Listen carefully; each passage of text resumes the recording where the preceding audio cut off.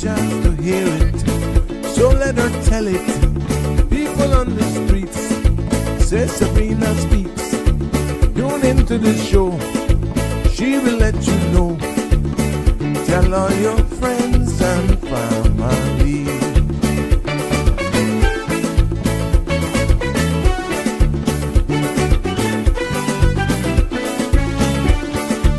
Real talk is no joke. You get the news straight up from grassroots and concerns. You can hear with some people gone. So tell all your friends to tune in to Good evening, Cayman. I'm Sabrina Turner, and welcome to Sabrina Speaks, your daily dose of clarity, truth, and community insights. Every weekday from 5 to 6:30 p.m., we're tackling the issues that affect you, from national headlines to grassroots concerns. Whether you're in traffic or winding down your day, this is your chance to hear it straight and speak your truth. So buckle up, Cayman. We're not holding back. This is the show. We gotta let you know. Now we got to go.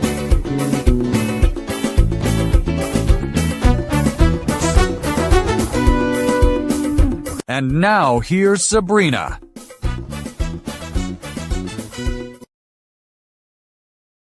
Well, happy Friday. Good afternoon, good morning, good evening, good night to everyone. Yes, saying that to our friends and family near and far. It is Friday.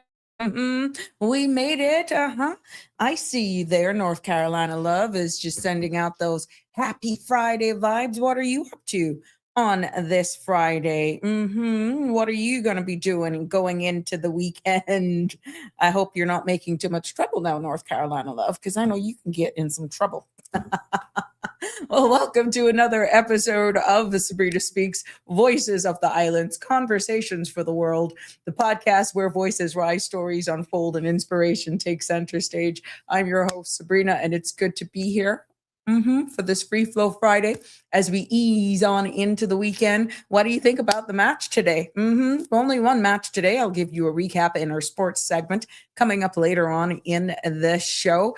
But yeah, holding your breath. Are you not? It's one of those things where I swear, if you were borderline hypertensive, you're going to become one by the end. Is doing pretty the same thing. West Indian cricket is doing the same thing, I'm quite sure.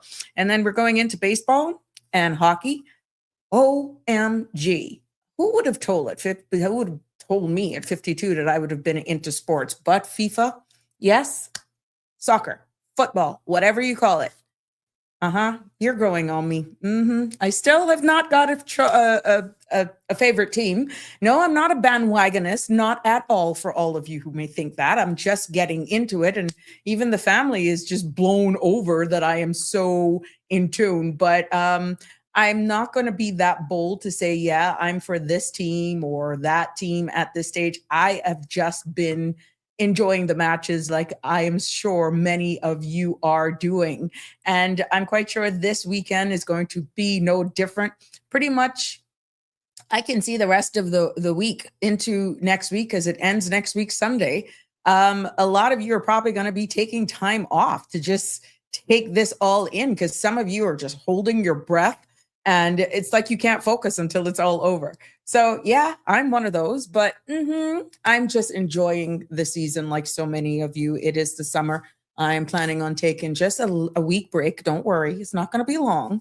A week break from here, but I'll let you know when that is going to happen. I won't do it abruptly. You'll get it enough notice.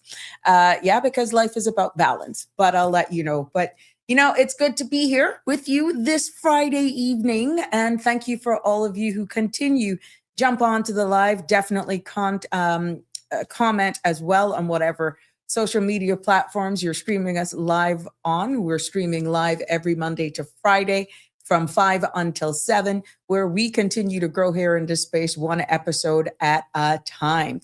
Yes, but I'm looking forward to the engaging conversations. Like I said, Fridays are dedicated to you. The mic is yours. It's free flow going. Yeah, we want to hear from you. Maybe there was something that sparked your interest over the week, maybe a headline that caught your attention. Maybe these fees have gotten to you, or maybe the opening of the has definitely sparked a renewed interest. I got a few messages from today asking me only for Caymanians. Yeah. So I'll actually call in and steer it to wherever you want to go to just break it down, because spouses of Caymans, permanent residents, that sort of stuff, it has those persons holding those immigration titles right now it has been opened up to you. So it's not just extended for Caymanians only. That exclusivity has been diluted, meaning you can still go as a Caymanian if you didn't take advantage of when it was only being issued to Caymanians alone. Now it's been extended to other persons who are residents here and permanent residence holders, spouse of Caymanians, civil partners of Caymanians, all of those. It has been extended. It's been expanded. But I'll go more into that later on into the show. But before we get into all of that, please be reminded that the views expressed by callers, guests, and online commenters are those of their own and not those of Bridge Media Limited, its affiliates, the Sabrina Speaks Show, or the host. This program is for general information only and not a substitute for legal, medical, financial, or professional advice. Now, all participants are reminded to speak responsibly and respectfully. Any content that is defamatory, discriminatory, unlawful, or harmful is strictly prohibited and will not be endorsed or tolerated. Continue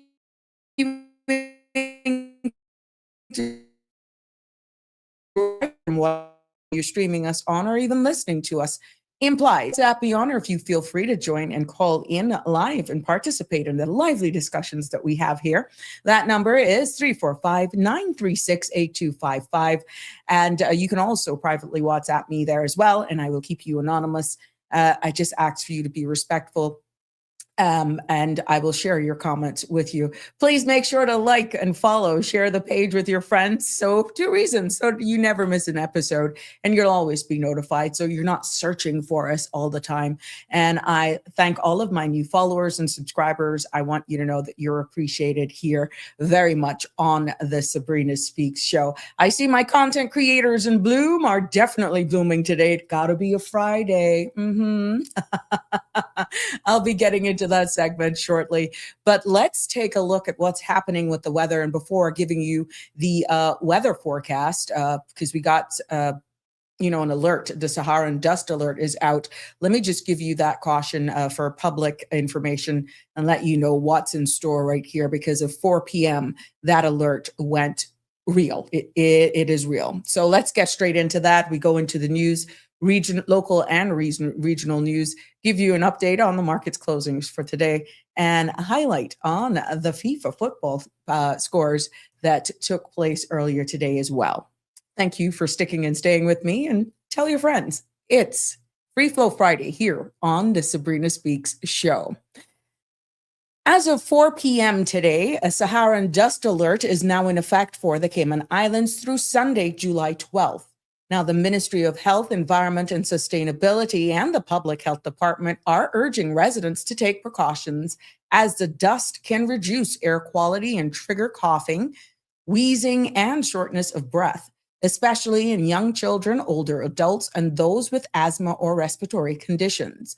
Now, officials are advising that we should be limiting outdoor activities, keeping windows closed, and monitoring systems as conditions continue to be assessed. So we want to make sure that you are aware of this alert. This went live at 4 o'clock today.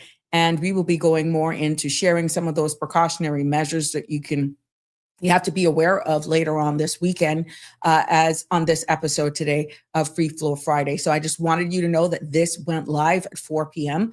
and we're making sure that you take all the necessary precautions as we go into the weekend. My voice has been going and coming, and it's because I keep going outside with the 2 dogs. So now I'm going to have to do what I got to do, or wear a mask, because it's disgusting. Yes, I can imagine, Connie. It's really, but we got to do what we got to do. And we keep showing up.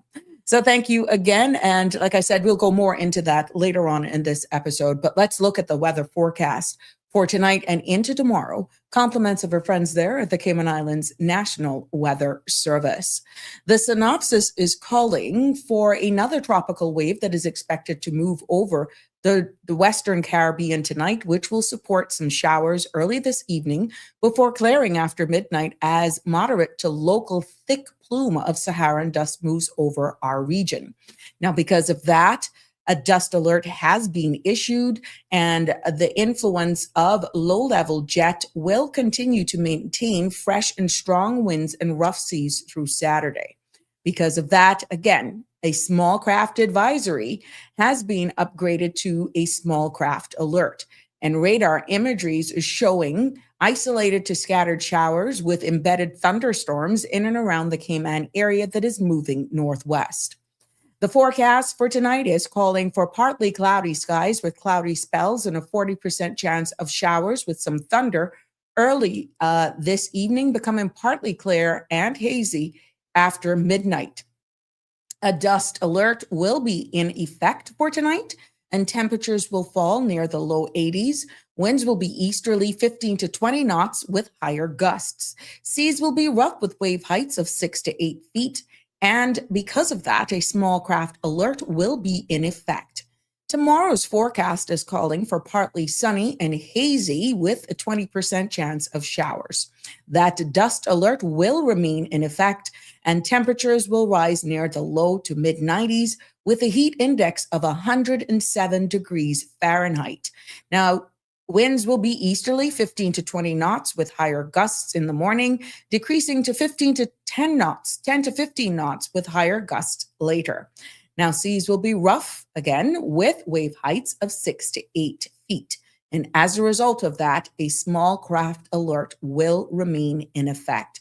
Now, what this means for all of my boaters when a small craft alert is in effect for the Cayman area, this means small craft should exercise caution over open waters, especially along the southern and eastern coasts. Now, within the reef and sheltered areas, conditions can be generally less severe and less than out in the open waters, but operators should continue to exercise discretion as localized choppy conditions may still develop.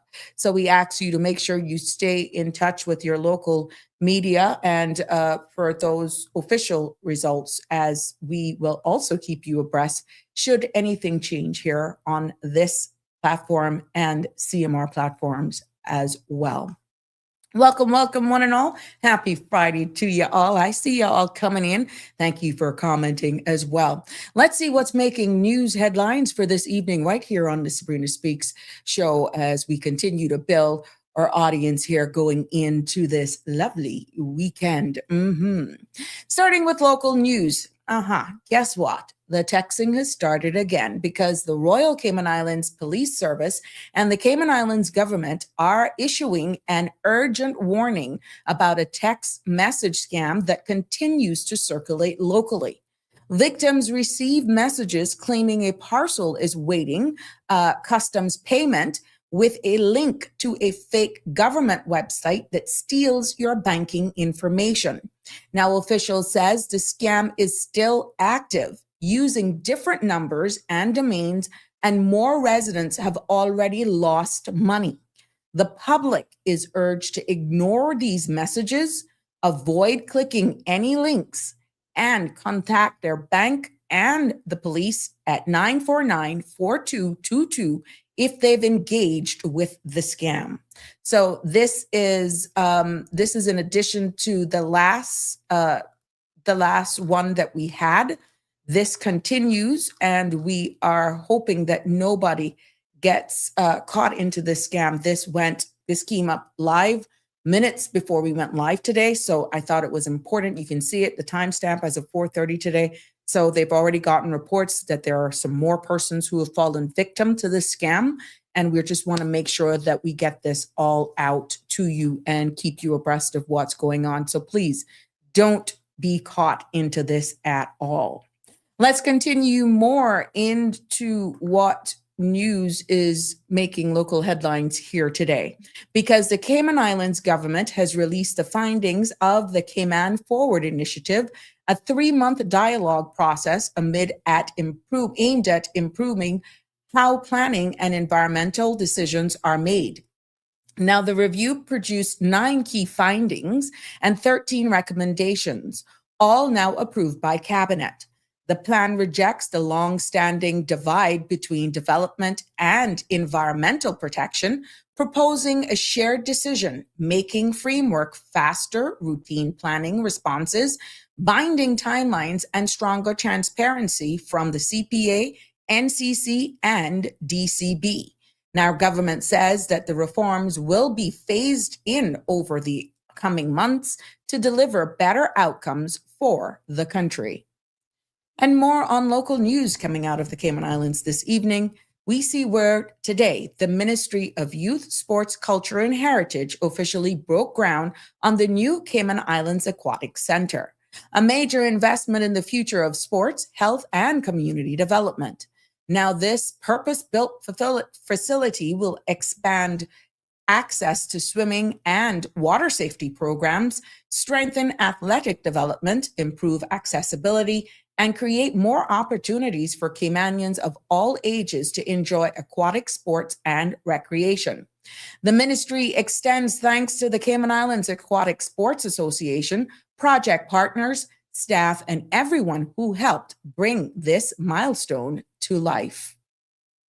Turn our focus over on the DEH. Yes, the Department of Environmental Health has completed its first on-site health, safety, and environment culture survey at the solid waste facility, with 55 employees taking part. Now, the initiative led by the Ministry of Health, Environment, and Sustainability marks a key step in strengthening workplace safety and improving operational resilience. Officials says that the feedback gathered will help shape future training, safety standards, and operational improvements across the department. We also see where the Cayman Islands Government Office in the UK is highlighting the nation's deep maritime heritage, proudly founded upon the seas. At a recent Cayman Constitution Day reception at Speaker's House, officials showcased how generations of Caymanians built boats, sailed the world, and forged a legacy of resilience and exceptional seamanship, a tradition carried forward today by world-class Cayman Island Shipping Registry. UK MP Edward Morello praised Caymankind and the strong cultural identity that binds British history with Cayman's unique Caribbean character. As we wrap up the local segment here on today's Sabrina Speaks, we see just before 11 this morning, police and the emergency crews just before 11 yesterday morning, police and emergency crews responded to a report of a man in distress off the water of South Church Street. Now, the visitor, a 71-year-old cruise passenger from the United States, had been snorkeling while he experienced difficulties and became unconscious. Members of the public performed fresh compressions, and EMS provided further care before transporting him to the hospital, where he was later pronounced deceased. The Royal Cayman Islands Police Service has extended condolences to his family and friends. We turn our focus over on what news is making regional headlines here this evening on the Sabrina Speaks show, and we start where health officials in the United States are tracking a growing outbreak of pseudosporiasis, a parasitic illness that causes severe diarrhea and gastrointestinal symptoms. Now, the CDC says cases have now been reported in 31 states, with numbers continuing to rise as investigations move forward. The agency is urging the public to wash produce thoroughly and seek medical care if symptoms persist, as treatment requires specific antibiotics that are not available over the counter. We also see, making regional news this evening, that His Majesty began the day on a musical note as he officially opened the Stephen Schwarzmeiersman Center in Humanities at the University of Oxford. Now, the new center brings together 7 humanities facilities, world-class libraries, exhibition areas, and performance spaces. During the visit, the King met with local community representatives, toured the Beta collection of musical instruments, and viewed the 𝐷𝐄𝐿 Concert Hall, highlighting the role of arts and culture in education. We see where BBC this evening is reporting that a frightening mid-air incident on a Ryanair flight, where a passenger was reportedly nearly sucked out of a cabin window during the journey. Now, details remain limited, but witnesses says that the aircraft experienced a sudden cabin issue that caused a dangerous rush of air. The passenger was pulled back to safety, and the flight later landed without further injuries.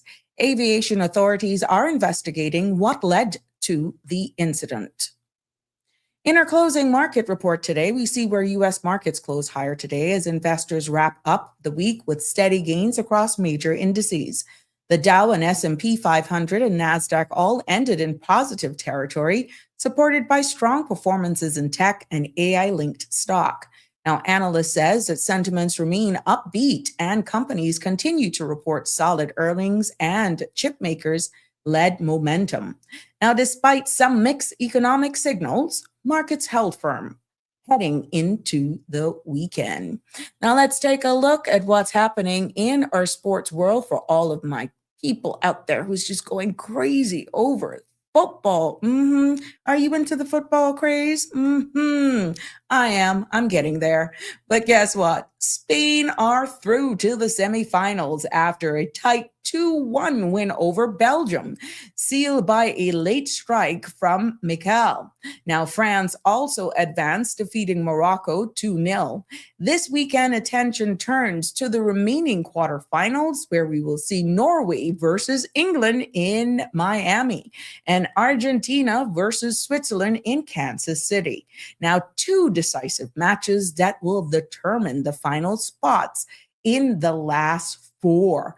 With France already waiting, the big question now is who will keep the World Cup dream alive and move one step closer to lifting that trophy. I know all of you, the excitement must be building, isn't it?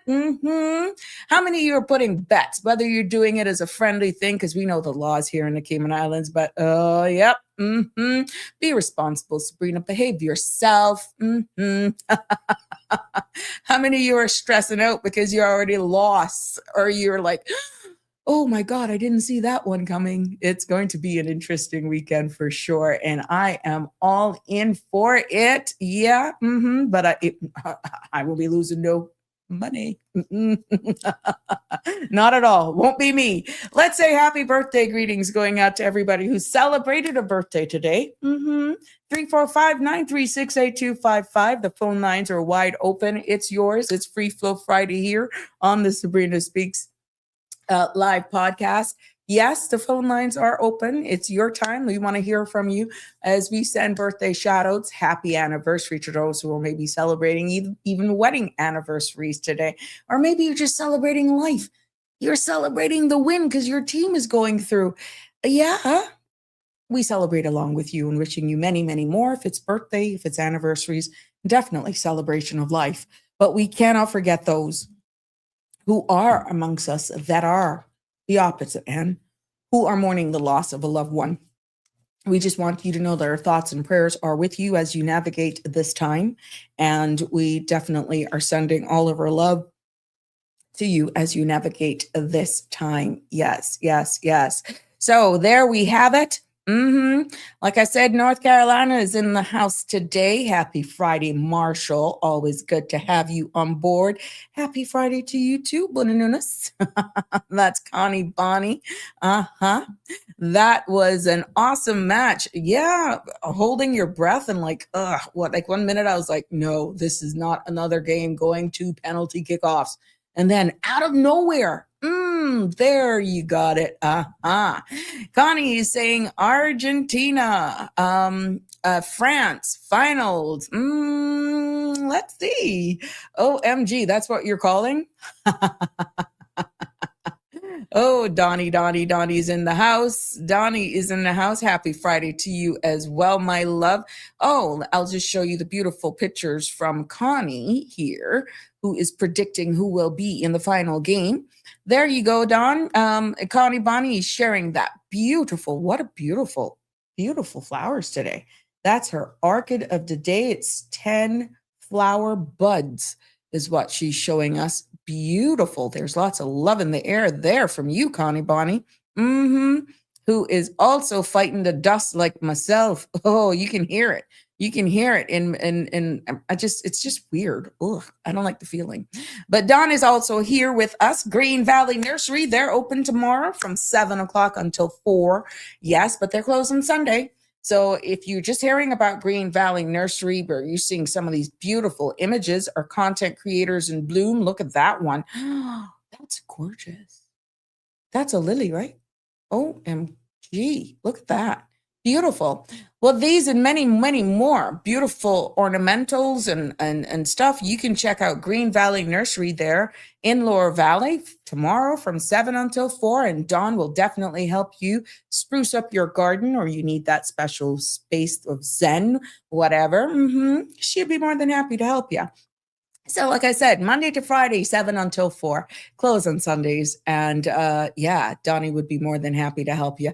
But there we go. That's my green thumb content creators in bloom showing off their beauties for today as we ease on into what will be lining up, or seems to be lining up, as a heck of a weekend when it comes to football, when it comes to just vegging out, just hanging with some friends, lighting up the grill, whatever, however you choose to do it. I hope that you all will have a blast doing it for sure. And I'm excited. Yep. Looking forward to next week. That's for sure. Yep. So there we go. Hi, Sabrina. Someone wants to know if you're married. Tell him yes, yes, yes. There you go. You did it for me. Oh, my goodness. That way, you know your business. Yeah, that was this one. Where it is. I was going to come back to it, you know. Yep. See, my students said yes, yes, yes, yes. There you go. Donnie is saying beautiful, beautiful, Connie, for that 10 bloom that you have. And yes, I see you guys just doing all of your back and forth there. Just what I love with the space. And then I have to catch up and see exactly what the heck I was saying so that I'm joining a part of the conversation. Donnie is sharing her orchids. Yeah. Oh, orchid. What the hell did I say? Look, I need a class in ornamentals or something, but they have to be frog free. The airline is Ryanair. Ryanair. Thank you for telling me that. Thank you. I was just trying to get through this. That's what did I say? Ryanair? Yeah, Ryanair. There we go. Thank you, Wake Up. Thank you so much, my love. Yes. Appreciate that correction. Love y'all for following. At least I know y'all are paying attention. But that was a scary thing for that poor passenger. Thank God it ended the way it ended and nobody really got serious injury. And the plane landed fine. But yeah, we try to keep you abreast of everything that's going on here, making sure that you are totally up to date. And that's why I try to cover local, regional, and international. But we got to know what's happening around the world, because at the end of the day, we're all connected. Like I said, it's Free Throw Friday here on the Sabrina Speaks, 345-936-8255 as we ease on into the weekend. I want to hear from you. There may be something. Where is Alfred this evening? He didn't share his orchids with us. He's always up to something, you know, or maybe he's content creating for his Love and Lies, or Lies and Love, whatever that one is. His podcast that is at 10 o'clock this evening, live right here on the CMR platform. So yeah, it's going to be interesting topic for tonight from our Alfred, who's the host of that right here, and he's a part of the CMR family. So Connie, you know, he's probably up to some badness now, you know. Oh yes, but when he strikes, God be with us. And where is Harry? Harry has been MIA as well for a couple of days. I got to do this roll call thing, you know. I know Jimbo is on a project. He's actually doing something, but I know and I feel he's fine. I'll give you an update on him. Miss Shelma is also still there with her husband, navigating life. Just keep her, just keeping Miss Shelma in her thoughts and prayers, as we go along here, for sure. But I did get a few messages in regards to explaining the whole My EID. Yeah, that is the National Digital Identification Card. And yes, the headlines is true. For those of you who are saying, what's up? I thought this is only for Caymanians. No, it's not anymore. The government has extended it now to non-Caymanians can now apply, starting with permanent residents and their eligible dependents. So this is a major shift in how Cayman manages identity, access digital government services. So I'm realizing the questions that I'm getting. I think for those persons who are permanent resident holders and just residents and their dependents, they didn't really pay no mind because the first rollout of who could actually register to get these IDs was exclusively for Caymanians. And now that it has been expanded, it is now opened up. There we go. Hold on 1 second. There we go. Good evening. You're live on Sabrina Speaks. Hello. Hello, you're live. Oh, okay.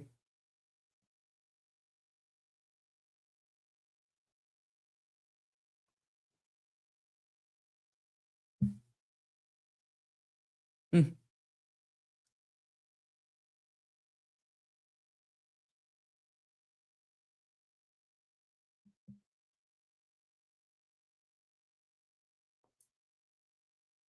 And they're leaving when, on Sunday?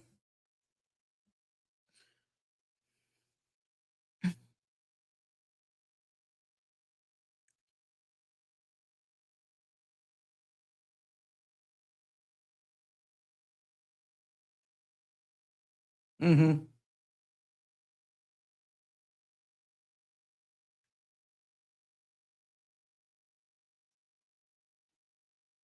Okay.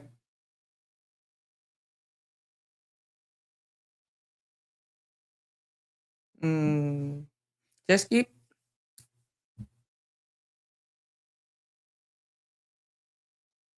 Mm,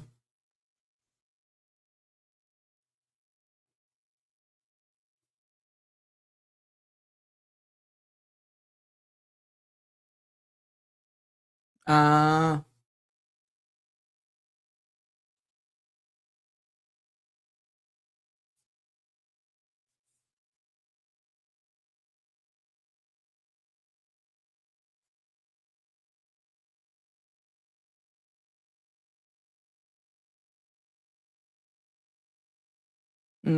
just take it one day at a time, one step at a time. The good thing is he's in a healthcare facility.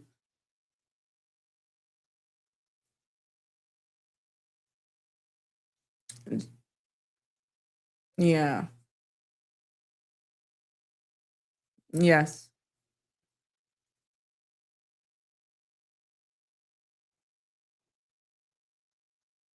Mm-hmm. Mm-hmm. Right. Mm-hmm.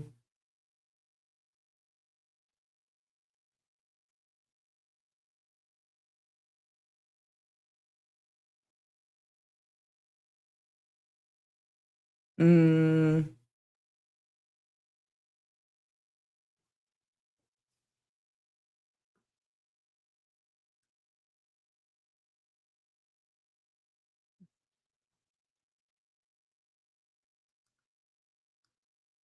mm-hmm. Mm.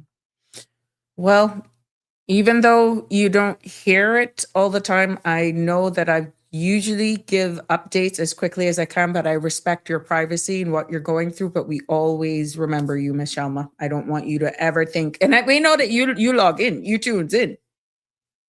Mm-hmm. Mm-hmm. Yeah, that's understandable. That's understandable. Yes.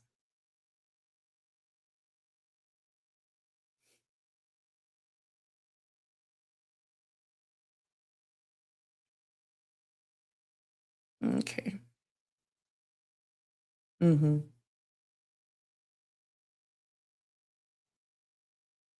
Mm-hmm.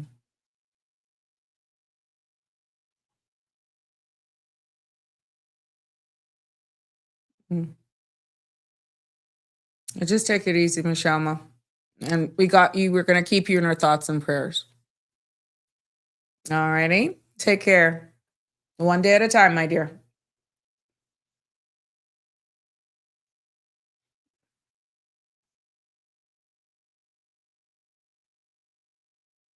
Oh, that's a long time. Okay. Mm.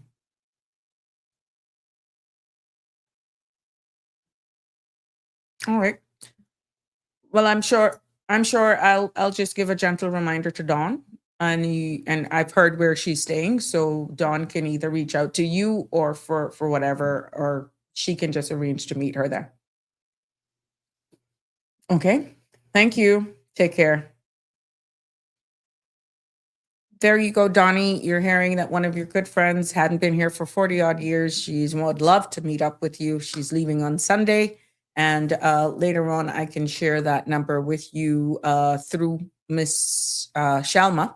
You can reach out to Shalma if you want to hook up with her. I think that, oof, what a reunion that will be after 40 odd years. But yes, that's how we roll here on the Sabrina Speaks family, just keeping it all together. Miss Shalma is going through a lot.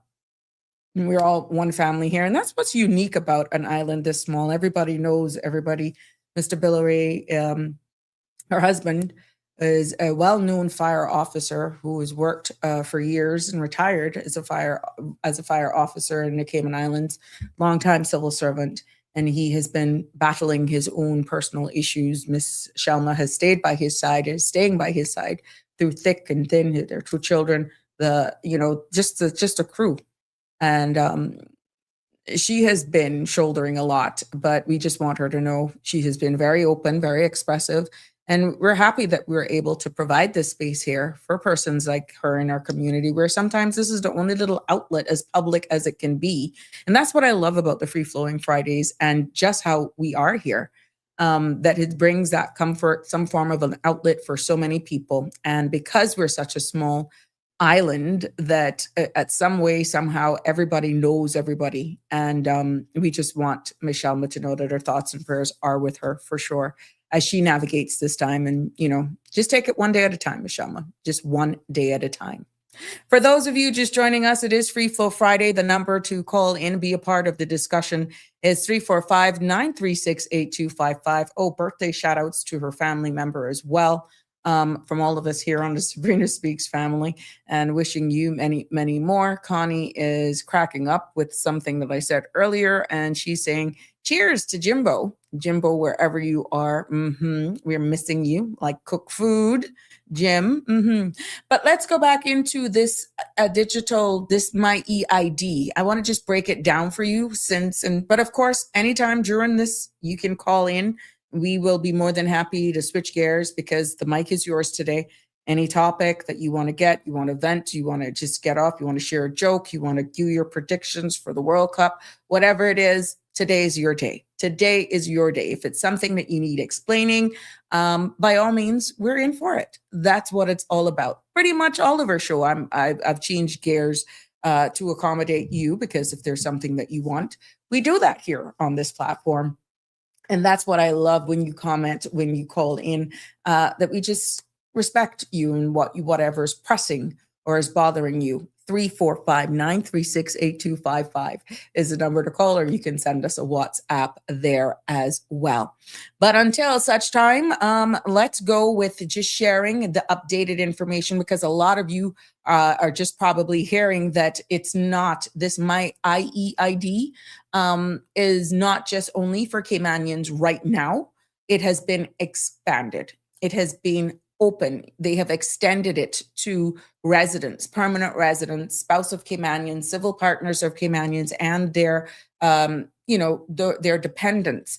And for those of you who want to know really what it is that this is a new secure digital identification card. Think of it as modern government verification ID, but with digital features. If you look at the specimen that we have here, and here's another image, there's a chip, there's a code, a QR code link that you can, to my EID information. You can see all of this. This is how the actual card looks. And the front of it pretty much looks like how that young lady is. And this can give you all of the information, gives you all that. You can just scan that. You can register and book an appointment to go and get yours. But for clear explanation and making sure you understand, if you haven't gotten yours yet, it's built under this Identification Register Act of 2025. So there is legislation in the Cayman Islands that has been passed that allows our government to roll this out, which sets out the rules for who can enroll and how identity is verified by means of this. And because the Cayman Islands, like everywhere else in so many other countries, small island development states, we see Barbados, we see Trinidad, we see Jamaica for sure, and other EU countries as well, that they're trying to do it, but just bringing it back to home. Because Cayman is moving forward or towards a future where identity verification is fast, secure, and centralized. That's where we're headed, right?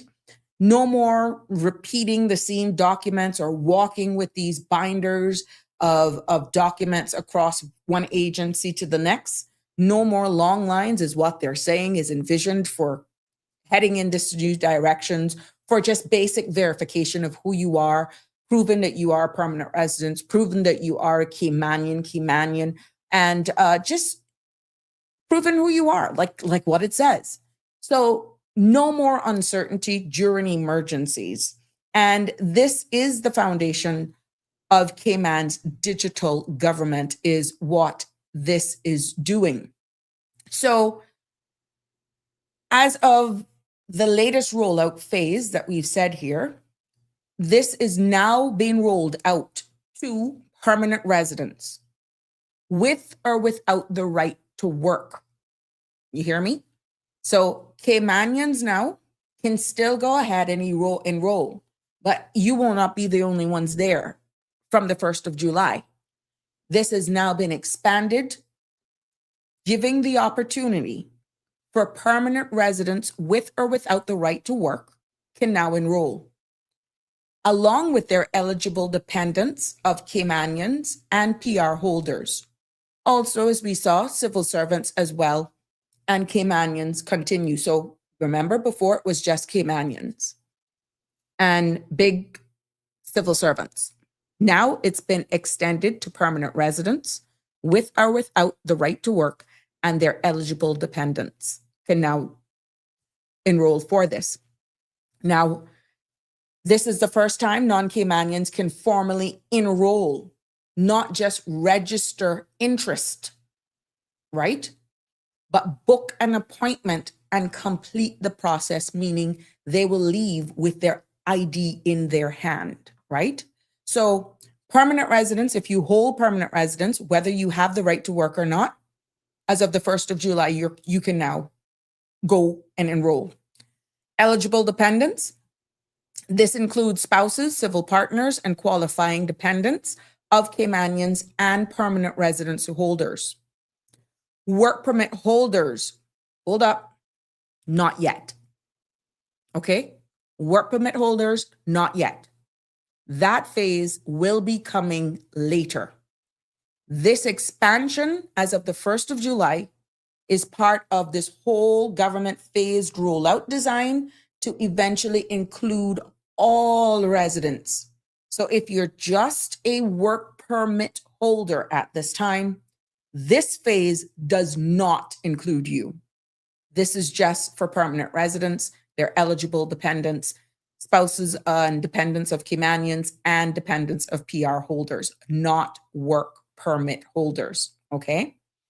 But before we move on, I just want to take a moment right here, and I'm deliberately keeping this up here because of the QR code, in case you guys want to scan that QR code and jump on because you're hearing it here. I just would like to pause because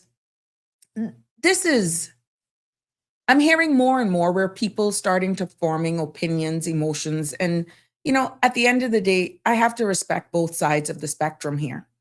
And right here in our very own, we are seeing the very obvious divide.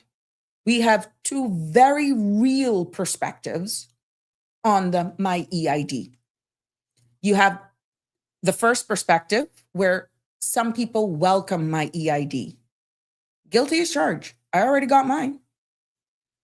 I see it, and like so many others who are seeing it from this perspective, we see it as convenience, modernization, faster service, less paperwork, and more security.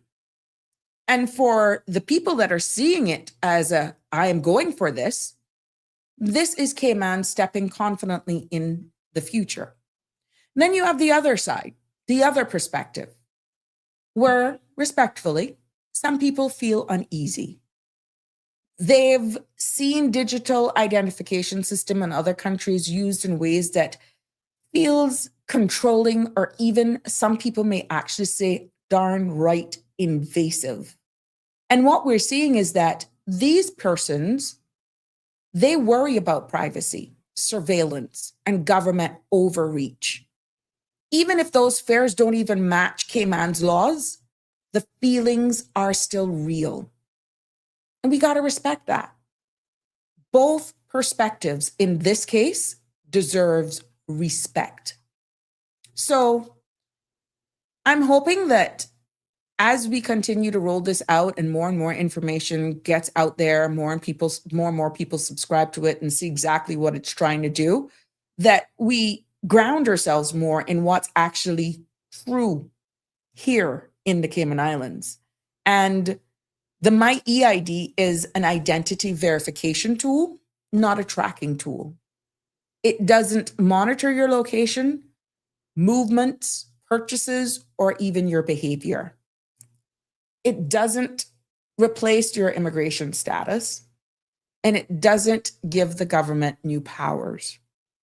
And in accordance with the Identification Register Act of 2025, under that act, it actually limits what can be collected and how it can be used.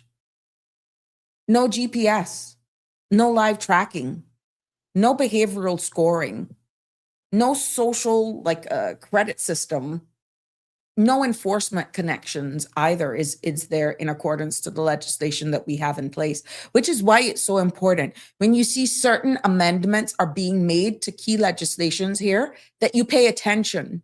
Because under this current act of 2025, the process, like any other amendment, would have to come out into the public's domain, gazetted, yada, yada, yada. There's a consultation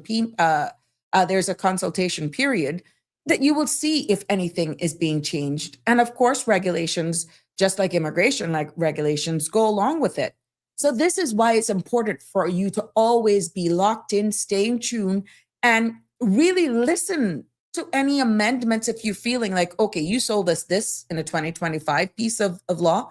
Why are you amending it now? Give me more explanation. What are you going to be taking away my freedoms for this, for that, whatever? That's why you always got to keep locked in. But even with those facts, and we see all of this information in accordance to what law is in effect right now, people are allowed to ask questions. That is your right. People are allowed to feel curious and cautious, and you're allowed to demand clarity. Just make it make sense, right? And that's healthy. That's what I love about it. So at the end of the day, good governance includes transparency. If you don't want to buy into it, take the time to read and understand. We do our best here to try and break it down as best as we can. you still have a right. It is not a mandatory subscription. It's not mandatory that you get this. It is just open and extended now to permanent residents. So whether you're excited about the My EID or you still unsure, I'm hoping that with us sharing exactly what it is, that, you know, you will see the best of, you will see both sides without the noise, without casting any judgment on anybody. That's not what we're about here. I just want to break it down to you based on what information that is in the public's domain. I'm just bringing it here and breaking it down in layman's terms, hoping that you will understand it a little bit better. Sometimes it's worth repeating instead of you just going, picking up these flyers, reading it for yourself. We can talk about it. We can hash it out here. I show diagrams like this and explain it to you. It just comes across much easier.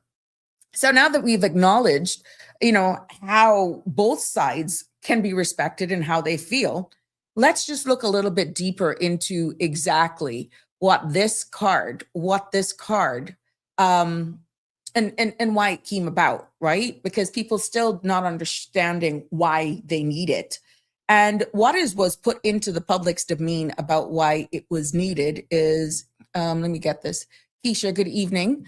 Pleasant good evening. If anyone see or heard of a lost wallet, please can you contact me in my inbox. Otis, where did you lose it, Keisha?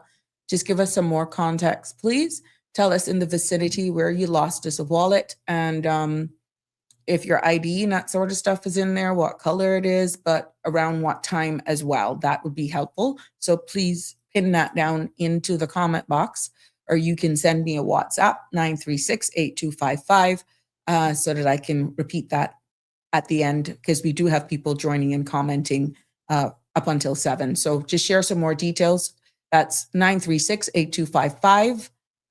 You can privately WhatsApp me on that number, and I'll make sure to repeat that for you. Hey, Miss Anderson, happy Friday to you. It's online, my love. Where do you go to register? It's an online registration. There's the QR code. If you can scan that QR code, my dear, that will give you on. You just go on to the government My EID, and I'll share those contact details. And I'll also put the link up as well for you on the myeid.gov.ky and to sign up. So, or there's the QR code, Karnath. There it is. Good evening, Annie. Happy Friday to you, my sweet. It's good to have you join us here today. So you know what? For ease, I will just leave this up here so you guys can scan the QR code. That may be easier for those who may want to actually go up and sign and just take advantage of this.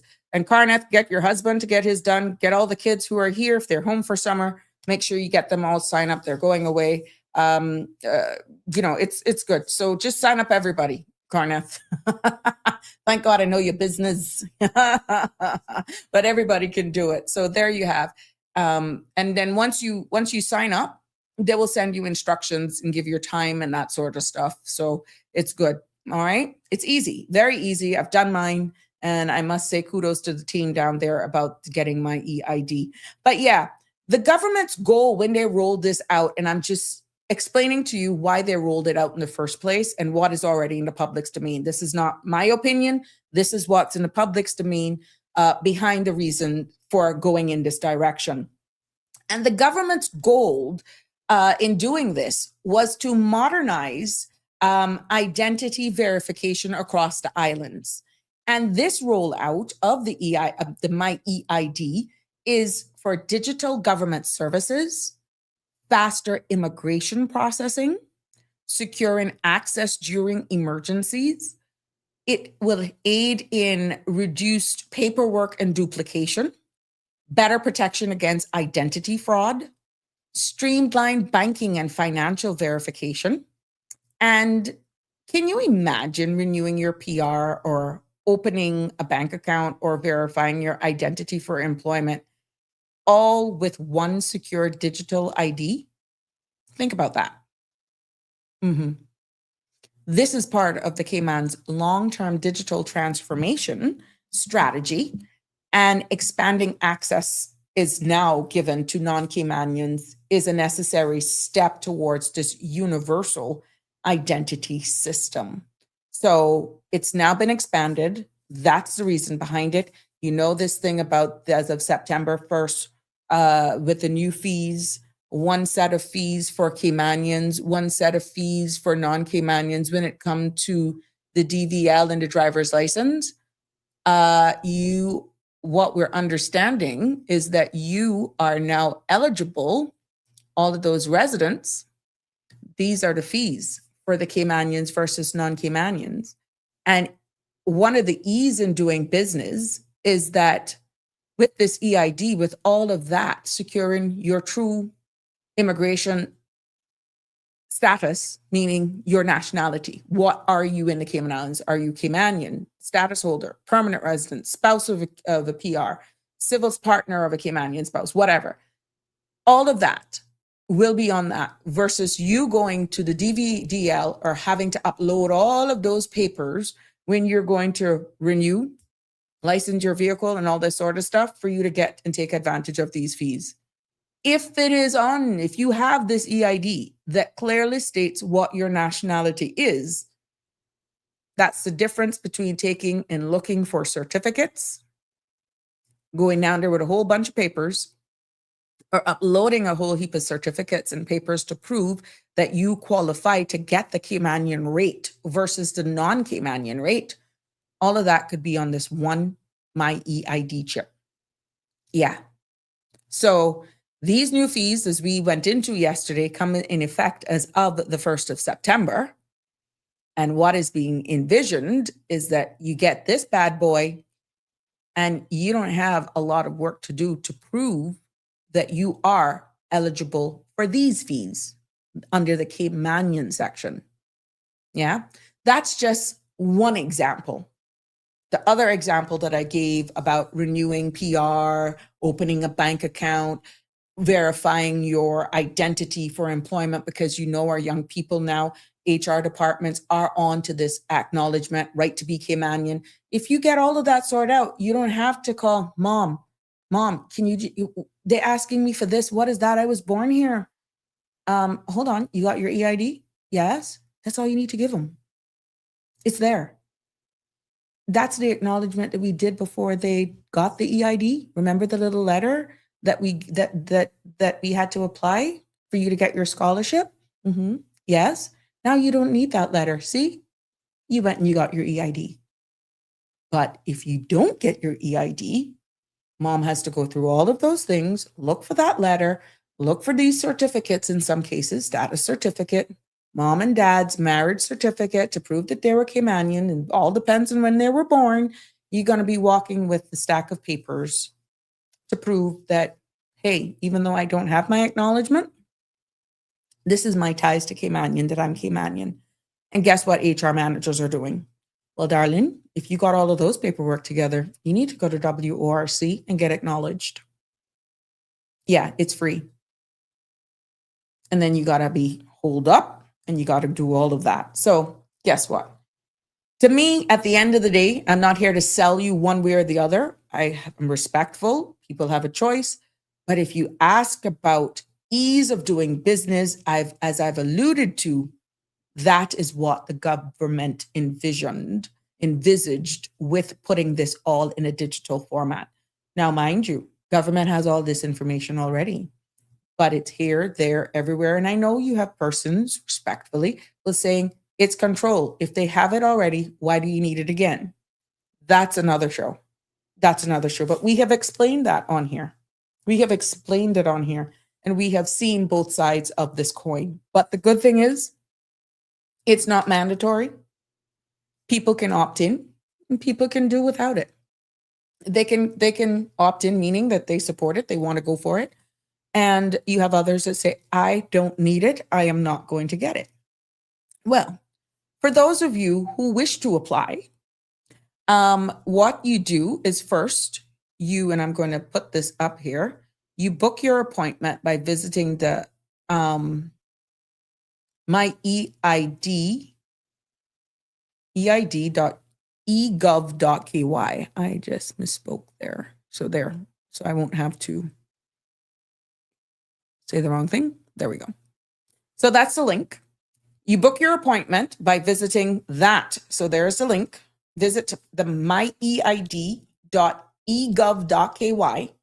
and you then choose your enrollment time. And then what they're asking you to do is bring your documents, like a PR certificate, your passport, and if there's, if you have a dependent documentation, let's say it's a minor, then anything with dependents, you may want to do a minor, and let them, at the same time, let's say you want to book multiple people, you still have to bring these things with you. And then there's step 3 for this. You attend your session based on what you choose. They'll verify your identity. They will take the picture. So you don't have to walk with a passport size picture of anything like that. No, they will take your photo and confirm all of your details that you give them, right? Then what will happen in step 4 is that you'll receive your card. You'll also get access to your My Info portal. That's a portal where all of your information is at, where your verified identity is housed online. Okay. Now, what I've been told is that these cards are valid for 5 years, and you have an option to put on these cards your physical address, or if you don't want to put a physical address, you do not have to, because we all know how it is with your driver's license. You could move addresses 2 or 3 times by the time it's about to expire. You would not be showing the correct address on your ID, right? So you have an option to put on that where you live or not. That's totally your choice. But there are a few tips, because make sure that your immigration status is current at the end, once you're going for this, because they are speaking to other government agencies to make sure that everything aligns. And ensure, to avoid any delays or slowdown, ensure that your documents match exactly. So you don't want you having a passport with your name or a date of birth that is different. Everything must align. Quite similar to when you're applying for a UK passport, or you're doing a naturalization, or you're doing a Cayman passport, the names must align. So ensure your documents match exactly as it pertains to names, dates, and the spelling. And please, to avoid inconveniencing the next appointment that may be after you, arrive early, because the appointments are pretty close, only because they know how long each session should take if everyone follows the instructions, okay? So it's really 4 easy steps. Book your appointment. I've posted the email up there. Bring your documents along with you, making sure that there are no photocopies, that they are original documents. And those documents are like your PR certificate, your passport, and dependent documentation. In the event that your dependents are accompanying you, make sure that you bring their stuff with them. Now, let's say you're a Caymanian, born. All you have to do is take your Cayman passport showing that you were born here. Some people actually have a change of name. Then you want to take any deed poll or anything that may have shown or demonstrate how you got the change of name. Maybe you have a change of name, but have not changed your passport. Then you want to take your original marriage certificate to prove where that name is derived. So each case is different, but you can make it easy for yourself. I've seen some people just walk with everything. And guess what? Based on the information that they put in online, sometimes from when you're booking your appointment, they're not even asking for it because everything checks out. Well, that makes life easy, but always be prepared is what we're saying. And then you attend your session, and they will verify your identity. Now they're going to want to see your ears. So make sure that your hairstyle, at least they can see the top of your ears, quite similar to the specs for the UK passport. Make sure that you're aware of all of that. Oh, Aliano, you something else. And then, of course, you'll receive your EID. So don't go rushing off, getting passport pictures or saying, I love this picture. I had the best, they got my better side here. No, your picture is going to be taken in real time. So yeah. But there are some myths and questions around this for sure. What is Aliano getting himself into? Hello, my dear Springer. Oh, Jesus. Hello, Cayman. Hello, Miss Sabrina. And no, me not Jerry Springer Beach. Oh, thank you for declaring you're not at Jerry Springer Beach today. I soon switch it up. Getting too predictable. Yes, you brute. Yeah. That you let me know about your business. See? Can I get Sir Hennessy on my if that is on any other government issued ID, they can give you anything. If you have a deed poll to show that, Aliano, I'm quite sure they will actually accommodate. But if no, then you would have to do that deed poll to get Sir Hennessy on your EID. You are something else. Make sure you go get yours. You're too bad. You're too bad. Make sure you sort yourself out and go get that. It's easy. Easy. So yeah, for those of you who are actually just, there have been some questions around it, some myths and all that sort of stuff. I'm hoping that respectfully, no one is saying, look, you got to do this, or you're not going to be able to go do your banking. You're not going to be able to pay your light bill. You're not going to be able to pay your water bill. You're not going to be able to go to Foster's on certain days of the week unless you got your EID. I have heard all of that. No one has a crystal ball to predict that that's where we're going to head in the future based on conspiracy theories. But right now, in accordance to what law that governs this here in the Cayman Islands, that is not in the law. We have to deal with what's in the law, and I'm only here to break it down with you for what is in the law. I can't speculate of where we're going to go. I can't talk about what's going to happen in 2030 or 2027, 28, 2050. I can't. I'm just dealing with what law is in effect that governs the Cayman Islands nationally in accordance to the 2025 piece of legislation that allows our government to roll this out for the reasons that is outlined in accordance to what legislation is in that law of 2025. But there are some common questions that are being asked just up to today, which is why I said I would cover it on this segment. If we, of course, saw this where we didn't get any calls. And yeah, that's what I'm doing right now. And one of the main questions I got today, do I need to be a Caymanian? At this time, as of the 1st of July, no. And that's a complete sentence. No, you do not need to be Caymanian to enroll, to walk out with a card. PR holders and eligible dependents can now enroll and be issued this My EID.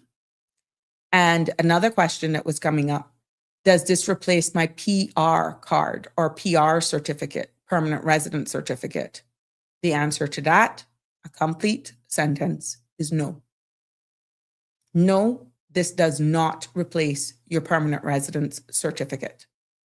The My EID is an identity card, not an immigration status card. Be it Caymanian status, right to be Caymanian, acknowledgement, RERC, naturalization, British registration. No. The answer is no. It doesn't replace any of those. It is for the purpose of identity. Another question that keeps coming up, will this be required for future services? The answer is yes. Eventually, My EID will be standard for accessing digital government services. So the answer is yes, this will be required for future services, and that's accessing for government digital services. Another question, can work permit holders apply? I said to that earlier, not yet. This phase right now is specifically for PR holders and dependents. And when I say PR holders, yes, this is spouse of Caymanians who are holders of RERC. not just PR holders of 8 years, independent means, substantial business presence, all of those people. PR holders, they just lumped the PR into one big category. We know that you have different segments of PR, permanent residents, and their dependents. This includes all of those residents can now apply for this and their dependents. Another big one, the question that keeps coming up, is this my EID connected to enforcement? And the answer to that is no. This ID is not an immigration enforcement tool. It's not an immigration enforcement tool. No, it's not. It goes right back to exactly what it is. It is an identity card. That's what it is. All right.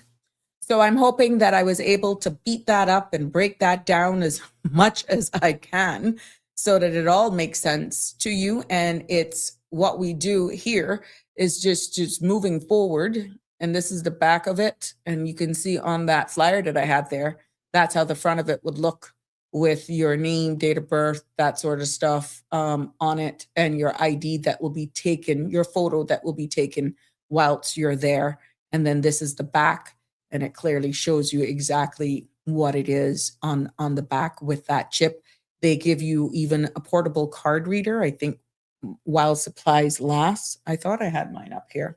There's a card reader that if you're doing from your laptop and stuff, you can stick it in. If you're online, you can do, they give you all of those things so that you can have a card reader and it reads your chip and you can do this. It's cool. They actually send you away with a lot of good little gadgets and stuff. Yeah, so I must say that the government has really thought of all the things here so that when you leave there, you leave with a flyer as well that is also available digitally that tells you what the features are, points out the different things of the card and all of that. So yeah, there you have it.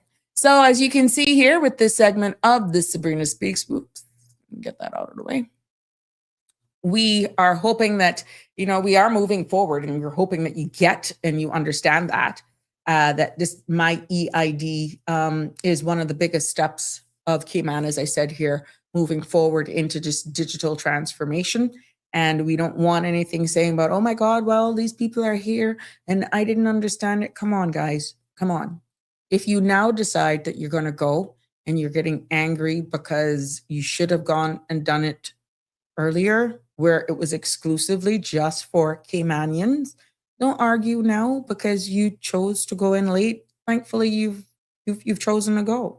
And this is why being early and making your appointment, following the instructions is making so much sense. And make sure you go with all of your stuff so that it doesn't slow you down and inconvenience the person that is coming after you, simply. Annie is asking, is this required for persons married to Caymanian? Once they have an RERC certificate, the answer is yes. It has just been extended for those persons who are spouses of Caymanians, civil partners of Caymanians. Before the 1st of July, it was exclusive for Caymanian only, meaning status holders. So yes, the answer is yes, if they want to. It's not a requirement because it's not mandatory. Before, they were not allowed to enroll or even apply for it. But now that has been extended to them and they can. So the answer to your question, not a requirement, that is now open for them if they so desire. Okay, Annie, hope that that clarifies that for you. So yeah, and these are some of the advantages, proving that they are a spouse of Caymanian, that they can take advantage of these lowered fees for Caymanians. Because I'm still hearing a lot of information surrounding the licenses and good though, good stuff, meaning that spouse of Caymanians who do not have Caymanian status yet and permanent residents, that they are happy that the government, and I will quote, has woken up and has extended us now to spouses of Caymanians that are not Caymanian status holders yet.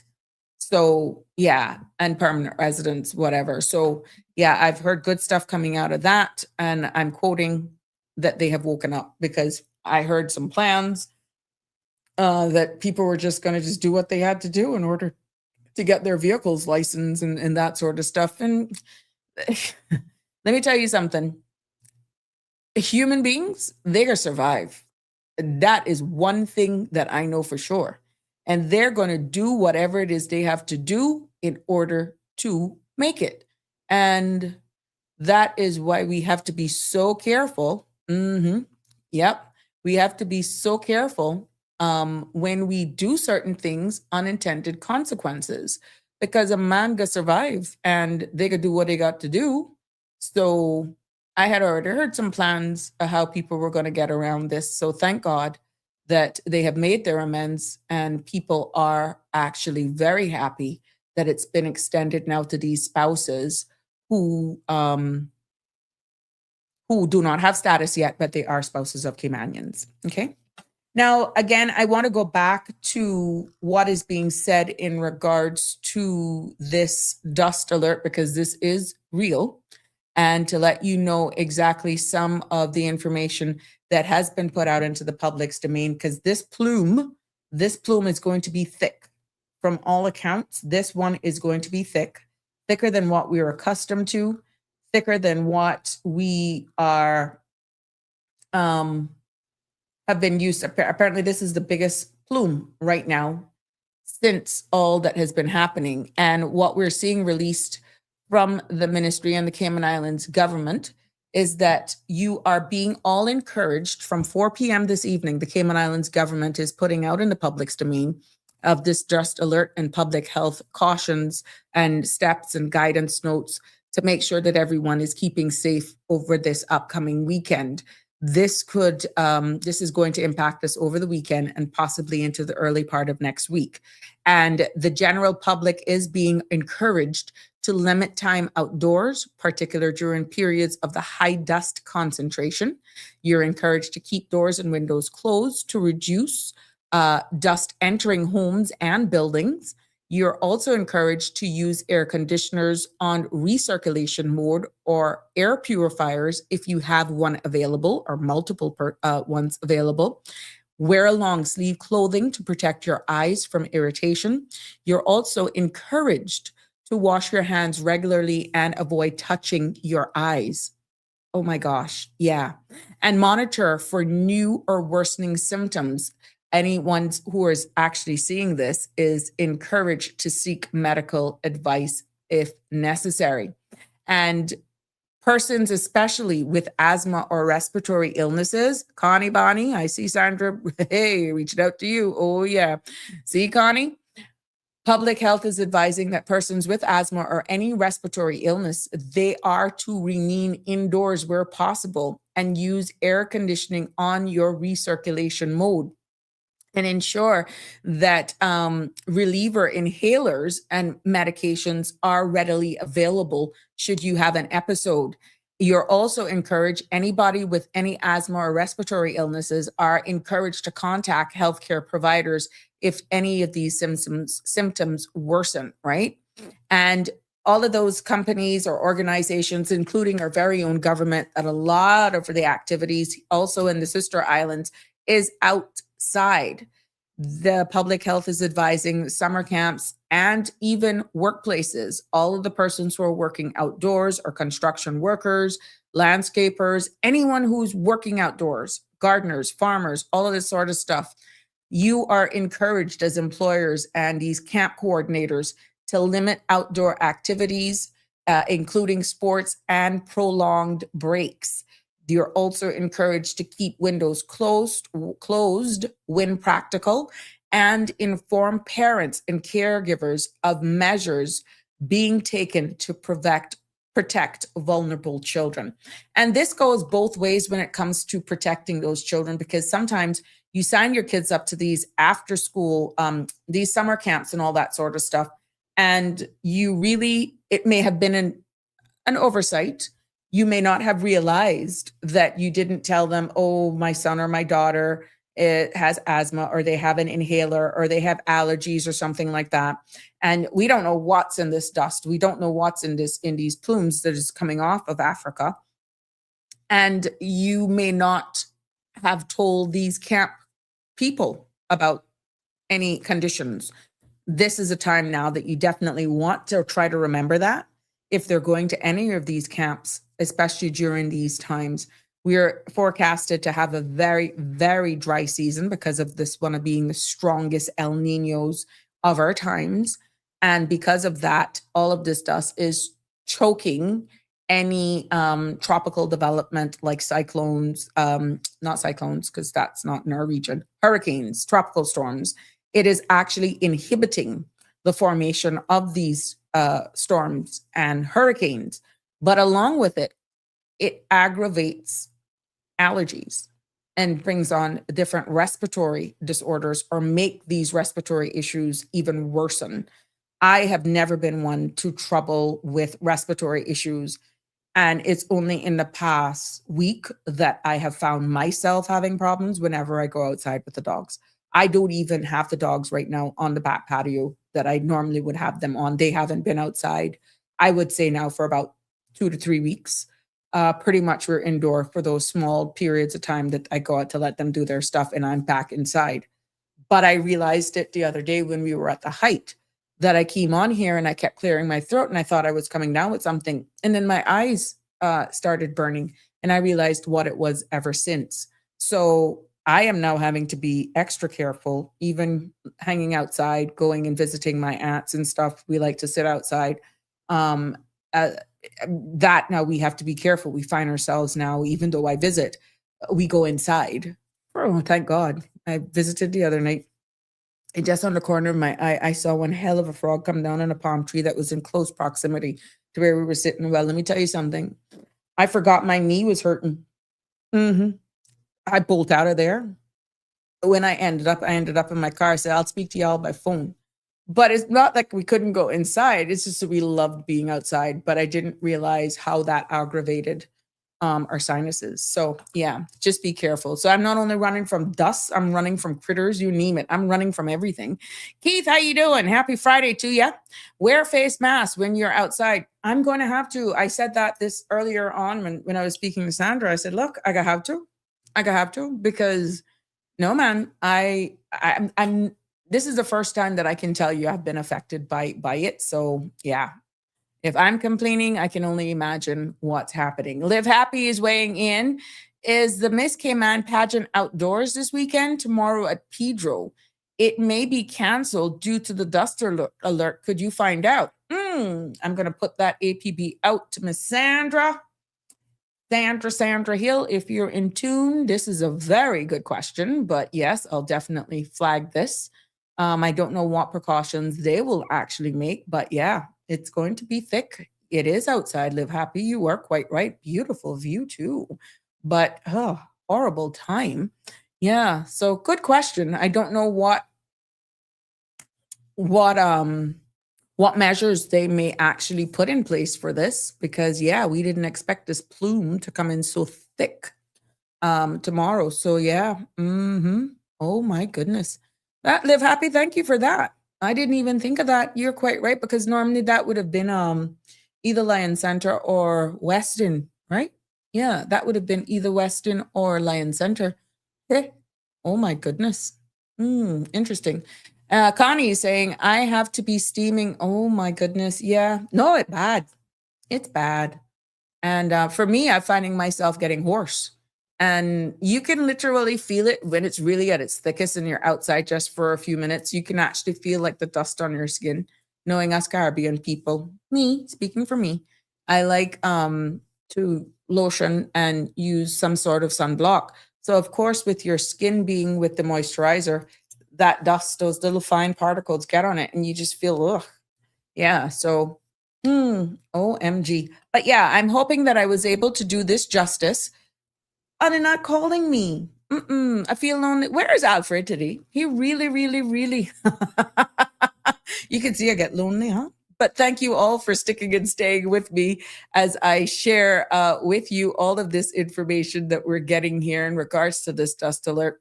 But I'm really hoping that this one for the summer camps, because they're definitely picking up into next week, that you are aware of what's happening, and that please monitor these children closely, because some of them could develop allergies that they probably were not even aware of. But based on the thick concentration of dust, that could trigger something that they probably don't even know. But parents, this is an alert to you. Make sure that you actually declare it if your child or children has allergies or are sensitive to mold, dander, that sort of stuff. You don't want to be outside. I know a lot of people enjoy walking in the evenings. Where I live, you see people all the time with these kids in these strollers and all this sort of stuff. 1 minute you're fighting mosquitoes, and now it's mosquitoes and dust and triggering of allergies. So I'm just hoping that people take heed of this. And for all of my joggers, for those who are playing football and baseball outdoors, that you're breathing even deeper outside during this plume. Think about what you're doing. Think about what you're inhaling. This may not be the best time for you to be outdoors. This may be between now and next week, not because of the World Cup games, but I know it's not a game every day. You may want to just kind of ease off, or if you're able to play any of the sports that keeps your heart going, you may want to opt for indoor courts instead of outdoor courts, because this plume is forecasted to be really, really thick. 𝐓𝐿 says they may have to move it indoors. Well, I'm hoping that if that is the case, that they're able to pivot very quickly. But if not, then people have to go at their own risk, and it would be advised that they wear the necessary protective gear to help themselves, is all I can say, 𝐓𝐿. But very good point that you point out there, my dear. Very, very good point of you pointing that out, because I didn't even think of that. It is outside. You are quite right. So let us see what else we can share with you here today. For sure. Oh, remember the National Museum, their summer camp is still on as well. And for all of those children who want to sign up for that, they can make sure that they reach out. I'm not too sure if it has closed yet, but for all of those parents who want to get their children in on this event, they may want to go ahead and reach out to them. You may find some time on your hands tomorrow. You may want to take advantage of that and go and get them registered to do that. Maybe you're away and you're coming back and you're like trying to pull your hair out of your head. What are you going to do with your kids? There you have it. That's an idea for you to do. And here we go for this Polished Presence Consulting. Their registration deadline is Friday, July the 17th. You can register online, and here's the QR code on your screen. That is a week of Polished Presence Etiquette Week of 2026, and that runs from July 27th to July 31st. And all of these this event will be taking place at the Intergenerational Hub, the Youth Services Unit, and that is on McClendon Drive. The Yellow Cross, the Yellow Pages building. And that's where that is, if you didn't know.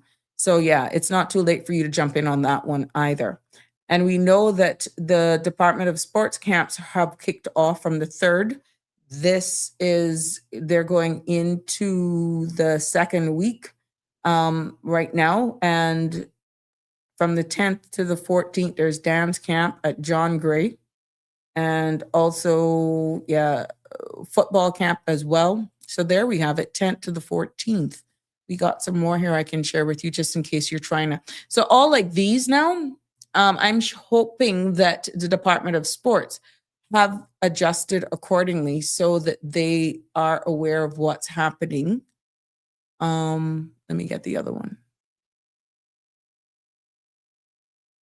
So that these kids are definitely, there we go. So there's also netball. There's water aerobics and all of that. So a lot of these events, of course, it's the Department of Sports. A lot of these sports are going to be outside. So I'm hoping that they make the necessary amendments accordingly, or just keep checking with the weather and, you know, that everybody's keeping safe. But there's lots going on here. We cannot say that there's not a plethora of things to do here in the Cayman Islands for our young students to take advantage of. And all of these things right here that I have on the screen now, put on by the Department of Sports, is free, not a dime. So these are all free for your kids to take care of. And this is all in Grand Cayman for the record. And Sister Island Sports Unit, your camps are well on their way over there as well, because the next week is July 13th to 17th. That's your basketball camp over there in the Sister Islands from ages 7 to 16. And that goes on from 8:30 until noon at the Layman Scott High School court. And so this week it ended with the football camp that was included to ages 6 to 16 years old. That wrapped up this week over there in the Sister Islands. I hope all those kids had a wonderful time. And now next week from the 13th to the 17th is going to be a basketball camp. And then after that, it's the 20th to the 24th of July is the swimming camp, followed by the cricket camp over there. So what I have up on the screen right now is for all of those kids in the Sister Islands. And so football camp is over. Next up is basketball, then swimming, then cricket, and then the rookie lifeguard camp over there in Cayman Brac. So for more information, you know how to reach out. And I'm hoping that all of the kids had a whale of a time. This one is for Grand Cayman. I got that message. Yeah, sorry. I got this message. This one is put on by the National Museum, my WhatsApper. Yeah, they put on a camp, and that is running from July 20th to the 24th and the 24th to the 31st of July. So if you want to register your kids for this, you go on to www.museum.ky/immerse. So yeah, that is another one as well. This one is not free though. These are free WhatsApper. All of the ones from the Department of Sports are free. Yeah, there is a fee for this one. I think it was 150 or 125 a week per child. Yeah, this one comes with a fee. But these guys, the ones from in the BRAC and the Department of Sports ones, they're all for free. They're all 100% supported by our Cayman Islands government and the ministry. And this one is also, there are some spots that were sponsored. So you want to reach out to Miss Melanie Sims. That's 936-4477. You may be one of the lucky ones that may qualify for a sponsorship. So yeah, give Miss Melanie a call or a WhatsApp on 345-936-4477. Maybe you can get a portion, a partial sponsorship, or maybe you can get the whole week. Just give her a call to see if any are available. So yeah, I needed to tell you guys that was an update. So in this particular one, for ages 16 to 19, college bound or recent graduates, Monday to Thursday mornings, 9 to 12 noon. For young adults, ages 20, job seekers and professionals, you can take part in this Mondays and Wednesday evenings from 6 until 9. But there are some sponsors that were given to polish presents. Just give Miss Melanie a call, 936-4477 for more information. We got a caller. Good evening, caller. What's on your mind? Good Happy evening, Friday. Miss Sabrina and Cayman. How are you? Happy Friday to you. Thank I'm okay, you. and I gotta be long because my phone's about to die. But Oh, okay. I just want to say few words about trying to let whoever needs to hear that we need a public transport system that works. And I know in the past, the previous administration went to Barbados. Nothing became of it. It's one of these cans that has been kicked down the road. And if we have a proper bus system, we can take some of these vehicles that really need to come off of the roadways, because a lot do, because you still have a lot of these Honda Fits that are unfit because they have these hybrid systems with the batteries, and they were on recall, and I don't understand why they're still on our roadways. Another thing about a public transport system is it works properly. Bermuda has one. It only takes Cayman Airways Clean and representatives to go down and ask them, please show us what you did to implement your public transport system. And we need to stop kicking this proverbial can down the road, because if we have a proper public transport system, when, God forbid, any storm threatens these islands, we should be able to transport persons safely in public transport buses that is done other parts of the world, safely to the shelters, to limit the vehicles on the roadways. And that is a priority that should be of the utmost. We need a proper transport system in this country. And like I said once, and I'm going to say it again, it takes only the government to reach out to the Bermudan government to say, this is how we want to go. We want to follow your way. Please, can you help us? It's called your Caribbean neighbor, brother and sister, helping one another. Just reach out to them. We reached out to Barbados. Why do we suffer with a system that does not work? And some of the buses need to really come off of the roadway. Whether we have to increase the bus fare or not, people will not mind paying a proper, even dollar increase. If you're getting the value. If we have proper bus depots in the major districts with proper parking where people can park their vehicles, get in the buses and get to town in a timely manner to limit 50, 60, 100, 2,000 vehicles off of the road. Kaboom. It's common sense, and I don't understand why we keep kicking this can down the road. And people just sit down, they don't say nothing. Well, it needs to be fixed, and I'm asking the government to look into it, because there's too many persons that rely on the public transport system for whatever reason.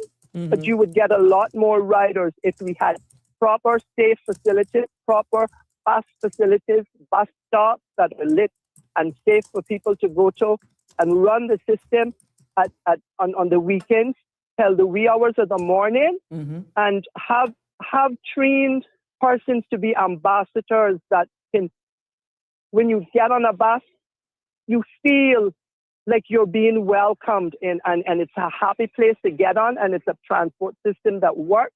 But the drivers and, some have to be, I'm sorry, some needs to get off of their buses. I don't care, because some of them are rude. So we need to get a proper transport system in this country. Who's rude? The operators or the passengers, Some or of both? some of the bus drivers are just downright rude. The drivers. Okay. Yeah, and it's like, what are you being rude to people for? When you got to speak to people in that manner, and people are not begging you for a ride when they get on a bus.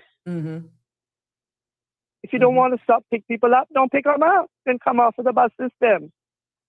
Period. Because sometimes you have to put people in their place, and I put a few of them in their place, and some of them refuse to pick me up. But I'm not going to let you carry on with your So what happens? They will pass you on the road, and they don't stop? I had one today. I know their license plates, and I don't give a damn if they're here. But can they do that? Because that's what they do. Because you speak to them and tell them, don't do this, or don't speak to people this type of way or whatever. They don't like it, some of them. They're rude. Plain and simple.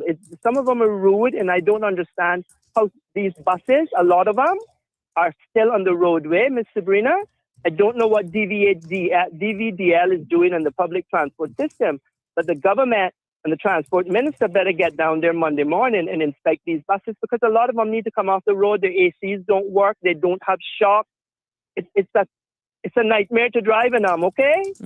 That's all I'm going to say. I'm putting the call out. The government needs to address the public transport system, because as all I can see right now, I'm hearing about immigration this. I will say this. You did not go far enough with it. And there's many more in this country that think you should have went further with immigration. Well, I know Yeah, I know that the government recently has reaffirmed, and this is based on what takeaways we've had from a series of questionings and what statements has been made. But the government has reaffirmed that, you know, they are acknowledging that a modern integrated national transport system is really a priority. And that what we're seeing, even hearing from the planning minister, of course, we will hear more, not speaking on his behalf, but what I can actually recall them saying is that some of the recent planning updates for, you know, this Cayman Forward initiative that we were highlighted on today has the growing concerns over congestion and just limited public transit options. But there was, I'm quite sure we will be hearing more about that later on, because there was a meeting. There is a website that is live. You can look at the CMR channels later for an article that should be coming out in short order that tells us more about what this Cayman Forward initiative about, where it's balancing development, sustainable, and the environment. And one of the things that came up about this was the transportation system, right? Yeah. So it's in a mess. Exactly. And I'm grateful to hear it. Yeah. And, you know, finally, I guess people's ears are listening, because some people have no other choice. Because in this plan, it is from what we're understanding, it talks about the upcoming national development that will include the transport framework. Yeah. Plus covering the bus system upgrades and just even how cyclists, people who are on cycles, people who walk on the road that I've heard you advocating for, and this long-term mass transit solution is a part of moving forward. And I just think they're trying to adjust the dial so that they can get it balanced. So you have the developer side, you have the sustainable side, you have the environmental impact side, but all trying to get where we all are happy, but respecting both perspectives. Well, one thing that needs to stop is some planning law needs to stop destroying the iron shore, because it's you're not going to soon have any place in Grand Cayman and West Bay to go to look at the sea. So you hear the fight in Jamaica where they're carrying it to the courts.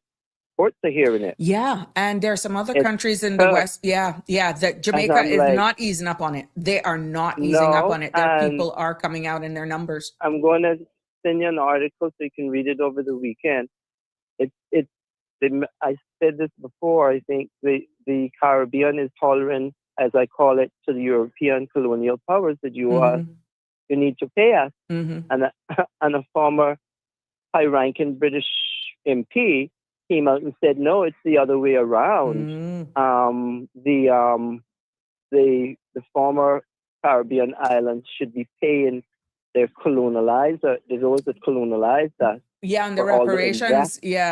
All the investment that they number one mother country, as an example, put into the Caribbean when they had their back in the day islands. They're saying we should pay them. They're turning it around on us. That's how they're retaliating at the Caribbean now. Yeah, I saw that. Mia stood up against it. Yeah, and Mia oh my God, Mia told them out. Yeah, I covered that in a news segment, I think yesterday or day before. Exactly what she said. What she said. Powerful things are happening in the Caribbean, and the Caribbean needs to stick together to be a voice to be heard with. Because look, the Caribbean is paradise, just like the rest of other parts of this world where people come from. We consider it paradise. But I see more and more the Caribbean through CARICOM is finally saying enough is enough. And we have a new CARICOM leader. And I think he set the tone the other day with his speech, with what he said. And he reminded, let me tell you, he says you're going to see things happening. So we will see. If I'm not mistaken, I think that was an event that took place in St. Lucia in our very own Honorable Isaac Rankin for Ministry of Youth, Sports, Culture, Heritage. He was in attendance, even though we are an associate member. And I think Guyana just got signed up as well. They are the newest one to join the CARICOM. But the fact is now that the Cayman Islands, even as associate members, a lot of these meetings in the past, there was absolutely no representation from the Cayman Islands. And Bermuda was saying when they look around, we've heard our very own guests here on the show says, as other associated members, BOTC, territories, they would always send representatives to these CARICOM meetings. But when they look around for numbers, there was no representation for the Cayman Islands. So I want to applaud, at least from what I'm seeing now, our premier, he attended one. Now I'm seeing the Honorable 𝐅𝐋𝐿, he attended the last one. So it looks as though they're understanding the importance of even being associate members, the importance of having these networks and what's happening with our brothers and sisters regionally, that we can all come together as one at the end of the day, even though we're a British overseas territory jurisdiction. True. I know your phone is dying, but I'm going to send you another video. Go ahead, send a video of Cuba when I get home, and all right, you can look at it over the weekend. It's the real Cuba. It's an American guy that travels. His name is Elliot. Yeah, the traveler. He lives in Spain. He has a Venezuelan girlfriend. He went from one end of Cuba to the next. Oh, wow. And to see how they live out in the rural Cuba. I'll send it. You're going to be shocked. Send it. It's like, love it. Send Cuba's in a state right now, Miss Sabrina, that only, I don't know what's going to happen, but it's a sad thing when you see it. Wow. So I'll send it to you, but have a blessed All right, my dear. weekend. You too. Be safe. And it's good to hear things are happening. You yes, too, they are. safe. Yeah, and we will share it, but there's supposed to be an article coming out, and I'll answer about the refusal of picking you up on a bus. I'll just do that. You can follow along. You can listen. Yeah, Alrighty. but I don't really care. If they don't want to pick me up from this way that way, I don't really care. But they got to have just cause, and I'll just break it down quickly. Yeah, because I spoke to a couple of them and told them, I don't like the way you speak to this person. I don't like the way you speak to that person. So they don't pick you up? Yeah. Oh, wow. And one of them was 2 visitors. So I don't appreciate it. Really? When you holler at, when you run 7 Mile Beach Road and you tell a couple that is here for the first time with a young little baby with a stroller. Yeah. That's not the door. Come out. What? That kind of speaking. That's how you speak to people because he opened the trunk of your bus. That's how you speak to him. You can't put that stroller in there. Yeah. Oh no. These are the things that people don't open a lot their mouths at. But I'm starting to open mine because I'm sick and tired of seeing it. If I tell you, some of them refuse to pick me up, and I don't care. Oh. Because it's their loss of $2, not mine. But we're and all if none ambassadors. if none of them want to pick me up, I will buy an electric bicycle and scoot down the road. So I'm calling on the public transport, whoever it falls on, the minister, to start looking into reining in some of these bus drivers because some of them are very rude. Mr. J.E. It's not only me it happens to.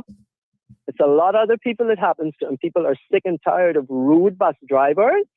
And that's why I say some of them, I don't know how they get their vehicles on the road to license.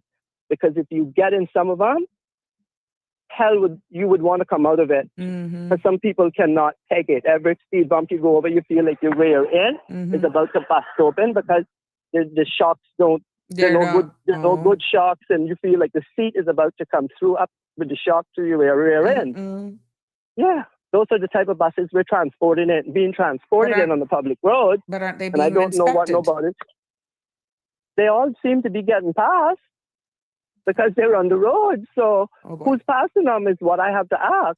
The DBADL needs to step in, the planning minister, whoever it falls on, and the government needs to go look at the buses because a lot of them are not fit for purpose.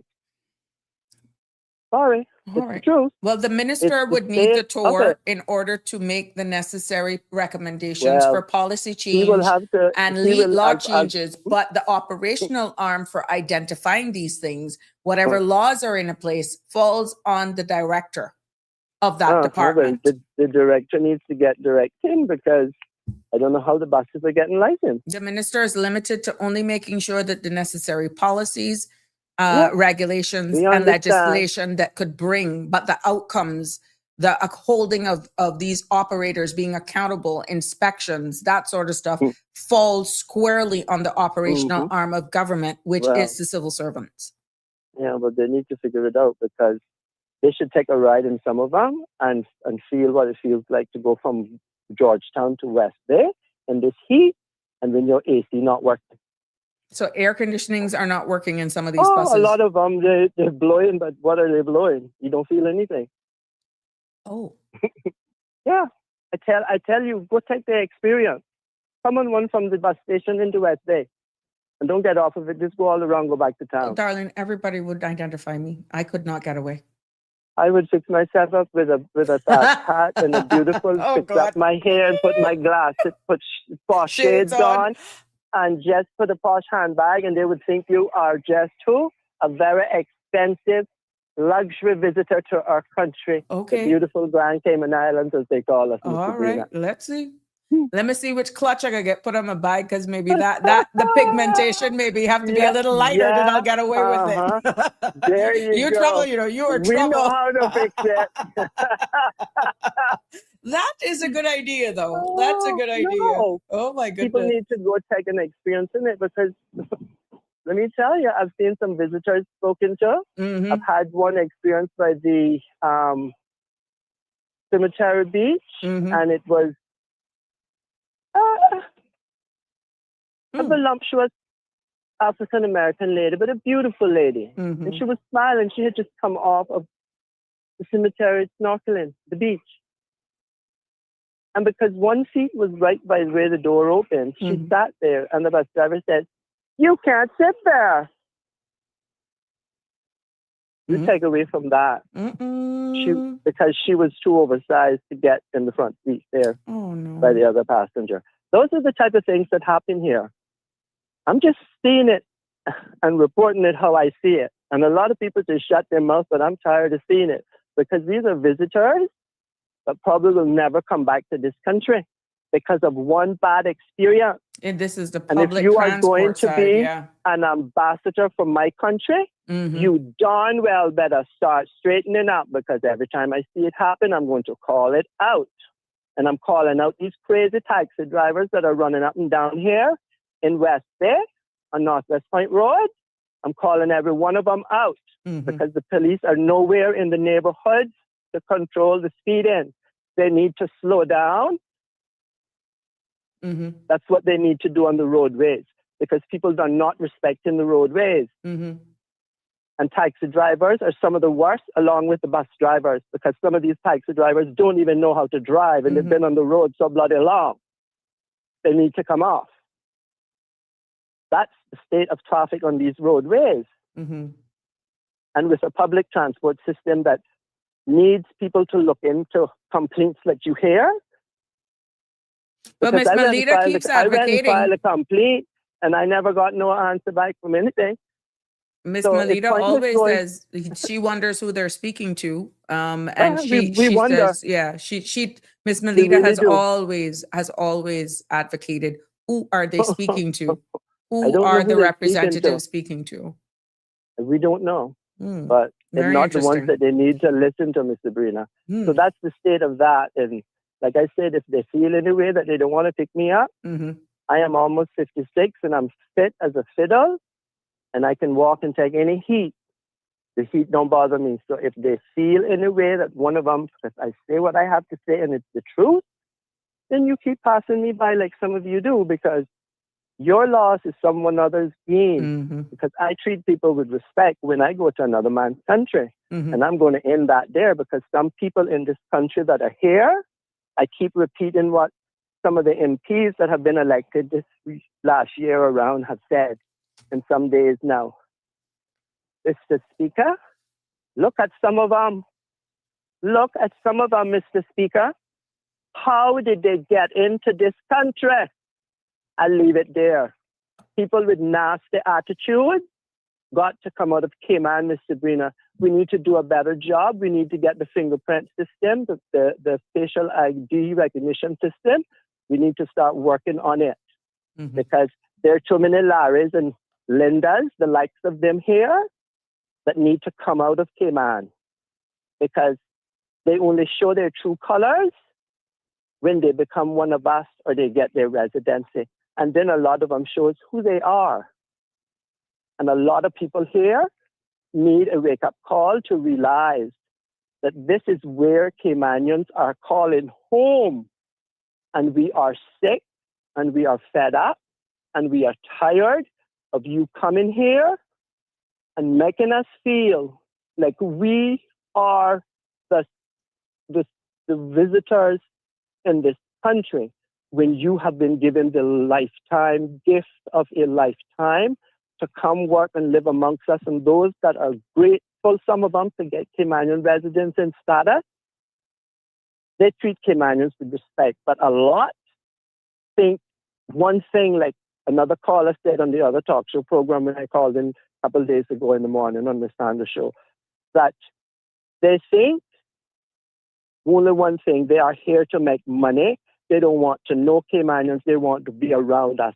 And we have to let, I'm sending a clear message to people coming here going forward.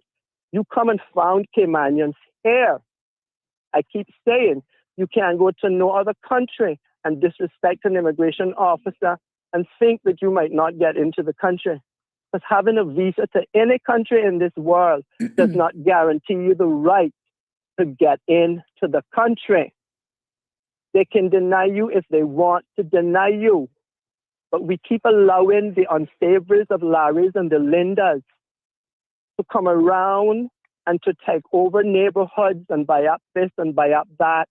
And they tell you you can't go on certain parts of the beach down here on Kung Point Road in Barcas because I allow people to pass by my beach. You should be lucky. These are the things that happen to Caymanians. And we have to speak up about it. And we have to remind these type of people, you come and found us here. And I say, and I'm going to end with this, we have 9 beautiful aircraft on the tarmac at Owen Roberts International Airport. And I hear the whisperings of soon to be a 10 and a couple to be soon replaced because they're reaching age. Good. You can get on any one of them and take your money and come out of my country, because dirty attitudes, Caymanians are no longer going to tolerate. And there might not be people speaking up loudly and saying it out like the few of us that are, but we are speaking for a lot of people. And when a few voices start speaking, the powers and the country has to wake up and listen. This is home. This is paradise. And what we are trying to do is tell this government and any forward ones going forward, if we are lucky to live to see the next 4 years, that we want some of it protected. It cannot all be about one sect of people and the Caymanians get nothing. We are no longer going to accept the crumbs dropping off. We have had enough. I bid Cayman Islands a good evening. I have a mouth, and who don't want to hear it, shut it up, shut the program off, because this is reality and what Caymanians are facing. Families are struggling, and I'm going to call on the government again. Families are struggling. Your fuel surcharge doesn't do nothing. It's a dip in the bucket. Figure it out and come to your people, because 4 years, you got 2.5, 3 years left. They go very quickly, and the Caymanian people are starting to remember when they are continually over the 4 years forgotten. Have a good evening, Cayman. Ms. Sabrina, I thank you for being a voice for so many that, for whatever reason, will not speak up. But I have been through far too much of this foolishness, and I look and I see it happening, and I have been in Cayman since 1988. So I have seen the changes. Our neighborhoods are becoming high-rise condos with rentals, and you're not going to find any Caymanians in them soon, because they're going to sell out their properties, because we have become now the visitor in these beautiful Cayman Islands that some of us are fighting day and hard to let people understand. When you come here, you come with your respect. Or I say we have 9 beautiful aircraft. We will take up a donation and get you and your money out of the Cayman Islands so fast that there will be 1,000 waiting to take your place. Ms. Sabrina, this is home to me. And I have done some traveling. I have seen the likes of the Norwegian fjords, places. I've seen the coast of Russia. I have seen the border of Russia with Norway. Well, you're gonna I have done traveling. Overtime. And yes, ma'am. And I respect people. And I'm asking for respect to be given for everything Caymanian in this country from this evening onward, because a work permit is a gift of a lifetime. Okay. And that's all this Caymanian Cayman-Brica that love this place that I was born on. This is my home. Respect me and my people, or we have 9 beautiful aircrafts on the tarmac at Owen Roberts International Airport. We will do whatever we have to do, a 26-mile marathon, and get all you out if you really want to go. All right. Have a good Leave me evening. there. Stay Take safe on care. the road. God bless. Thanks. Thank you so much, caller, for your contribution. We are going over just a second because I want to answer this based on the latest information that we have out. And this is Live Happy question. I have a question about housing. What do you think about building on smaller lot sizes and building up? Meaning a house would be small but has 2 floors, and we still get Caymanian dream a yard. I get what you're saying there. Based on what I was able to pull up, this Cayman Forward initiative directly addresses longstanding tensions, as I alluded to earlier on in the newscast, and we'll be hearing more about it, right? Because I spoke about it for the transport part of it. But it also addresses exactly what you're saying here. And this is one of the core themes that is highlighted in this, because they're seeing where Cayman can grow without destroying its natural environment. And if development is better planned, more efficient, and even more transparent, that is the direction in which they're going, right? And that includes allowing professional planning officers to fast-track routine applications, creating building timelines, CPA and NCC decisions, updating the National Development Plan to guide future land use, and moving forward into shared decision-making between planning and environmental bodies. But to go straight into this vertical development that you're talking about, government planners have signed or who have actually signaled that, right? And it is a part of this going forward. And what we're talking about, vertical building, that's building upward. They have identified that this is becoming a necessary part of Cayman's long-term strategy.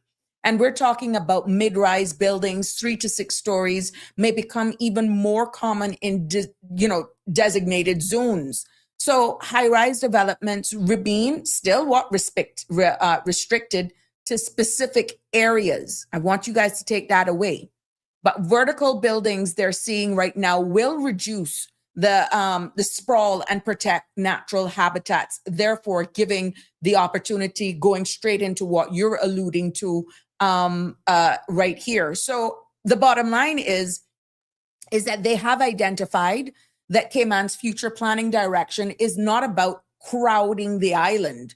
It's about being smart, sustainable growth. Yes, smaller lots and building upward is part of a broader strategy to improve housing affordability is what they're saying, protecting natural spaces as well, modernizing planning rules, and reduce conflict between the CPA and the National Conservation Council, the NCC, and using land more efficiently to get us through this whole phase. So this direction that the government's own planning reforms, that is the direction that they're moving forward to. So at the end of the day, I hope that that answers that. And Keith is saying when CUC is allowed to increase their electricity rates every year, then the cost of living will continue to get worse. Off-reg and government know this and they continue to allow them to do it. Now we got to understand the intricate details about the contract that is now in place, Keith. I can't speak into great detail about the particulars of that. Definitely people are seeing, and I think Sandra, in another case, we attended a forum or a conference where this was highlighted, where even though the fuel charge was capped, these other fees that actually pull up the cost of utility bills may not actually be giving you as much help as you want. But to say that the government can do more, you have to weigh that against what is the finer lines with the contractual agreement that utility operator has in place. And then you have to look at what laws off regs for accountability is concerned and work around that where you're not in breach nationally of the contract that is in place. I can't speak on that, but I'm hoping maybe without divulging some stuff that probably is not allowed to be in the public's domain, that, at some point you can get somebody on a platform that will talk about this. So yeah, Keith, but there's a lot there. And I'm seeing some of the comments as well. Governments today, governments before, the contract that is in there. So even when I've even heard people criticizing when members of the opposition are asking these questions of this government who were responsible for off-reg or could make a difference, why are they asking now when they know the answers? Like I tell you, the opposition, not siding with anyone, they are there to oppose. They are the opposition for a reason. They are the government in waiting. So they have a right to ask these questions. Even if they know, they can't appear that they're not doing anything to acts of the government. Well, okay, fine. The people have voted you in. You are the sitting administration. What are you going to do that maybe we didn't do before? But everybody on all sides of the table knows that there is a contractual agreement that is in place. And some of the information we're probably not privy to that, would say, let's do this on utility rates. Why are they keeping adding these fee? The same thing that right now that's happening with some of the banks. For all of the fees that they're adding on, for the exit clause, if you want to go financing someplace else, we need to really look at this from a wider lens where actually you're feeling trapped sometimes. But that may be an episode for another day. But bottom line, addressing as much of these comments as I can, giving you all the information as I can, based on, and not speaking on behalf of the government or on behalf of any particular organization or minister. I'm just trying to get out in there from trusted sources to answer some of your questions. But it's bigger issues that are going on. And I'm hoping that at some point in time, persons can be very candid and honest with you for why you are, or just be open. How far can your government go when it comes to saying, utility company, how far can you go? How far can we go as a government elected to protect the people of this country when they complain about the high cost and utility bills? That's what they got the experts for, to say, look, you're not overreaching. You're not in breach of this contract. If you say, look, CUC, let's do this. Let's do that. And they wait for the civil servants to go and do the research, to look at the intricate details of line by line, what the contract says. How can we look? How can we put something in place that our people will get a break, will really feel the true that we are working for them without being in breach of your contract? And then they come back. And whatever those findings is, put your ego aside, but at least be honest with the people. I think the people of the Cayman Islands would be more respectful of that than you just pretty much edging around it. Just be open and honest. People are not stupid. People are aware that there is a contract. How far can you go without overreaching, without being in breach of whatever the terms and conditions of how this or utilities company operate, to say, well, okay, people of the Cayman Islands, because of how this is worded, we can't go beyond here. This is as much as we can do until the contract reaches its renewal date, and maybe we can sit around the table and negotiate it. But that's not your elected politicians. They're not supposed to be in there negotiating things like that. That's not a part of their remit. That's where the operational arm of government goes in, and then they feed it back. They feed it back to the elected arm. So I think the people of the Cayman Islands would have a greater respect and understanding from our leaders, whoever that's going to be, if you would just do some research and come out and say, look, this is what we've done. It may not have given you the results that you've looked for, but this is as far as we can go. I think they would respect you even more if you were just come out and be that honest with them. It doesn't make you look weak. Oh, yes, so fine if they're going to beat you up, if they're going to criticize you. Well, why would you have been in there during that time and you didn't do this and that? Fine. But at least you have set the record straight, and whatever maneuvering you can do, sit down around the table. Maybe there may be some negotiations that you can do with the organization. You never know. But don't keep hiding behind the door and thinking that right now people are not awake, that they're not aware.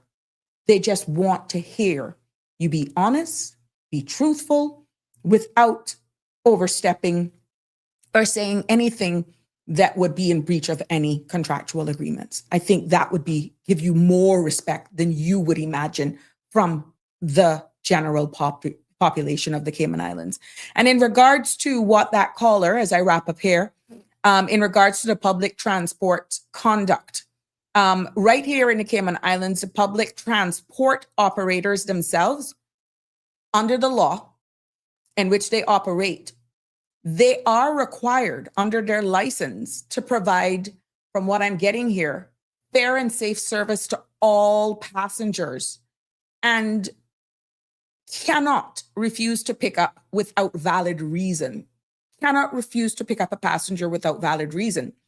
And under the Public Transport Act, these operators can only decline service in situations that they may be feeling that it is involving safety concerns, or if the person is intoxicated, or they want them to go outside of their license routes. That's when they can say, look, I'm not going to pick you up. And the public transport unit also knows that, and they remind these operators quite often, that wrongful refusal can lead to complaints and disciplinary action as operators, and if they don't follow these rules. So even though that caller is airing that here, and what he's describing has to do with visitors that are on our shores, that's opening a Pandora box of really probably what's not being reported. So I just want you to know that in accordance to this, unless an operator feels as though the person is intoxicated, that there's their fear of violence, or that the person is a threat, outside of that, they can't pass a person on the road needing public transport services and refuse from picking them up. It has been my pleasure bringing you another episode of Sabrina Speaks right here on the CMR platform. And I'm in overtime. Whoa, almost by 15 minutes. Please, please, please. Please do have a good weekend. Be safe. It's Friday now. We know exactly what happens to all of our men and women, brave men and women in the uniformed services. Thank you for your service. Please do have a safe weekend. Take extreme cautions if you're outdoors today for the weekend and into early of next week. And I will see you, God Spurs Life, on Monday for another engaging, informative episode of Sabrina Speaks. Good night. God bless. Love you lots. Have a good weekend. Be safe. That's a wrap for today's edition of Sabrina Speaks. Thank you for tuning in and for being part of the conversation. Remember, the dialogue doesn't stop here. Stay engaged, stay informed, and most importantly, stay empowered. We'll be back tomorrow at 5 p.m., same time, same place, right here on CMR TV and radio, where your voice matters and your truth is heard. Until then, Cayman, take care of yourself and each other.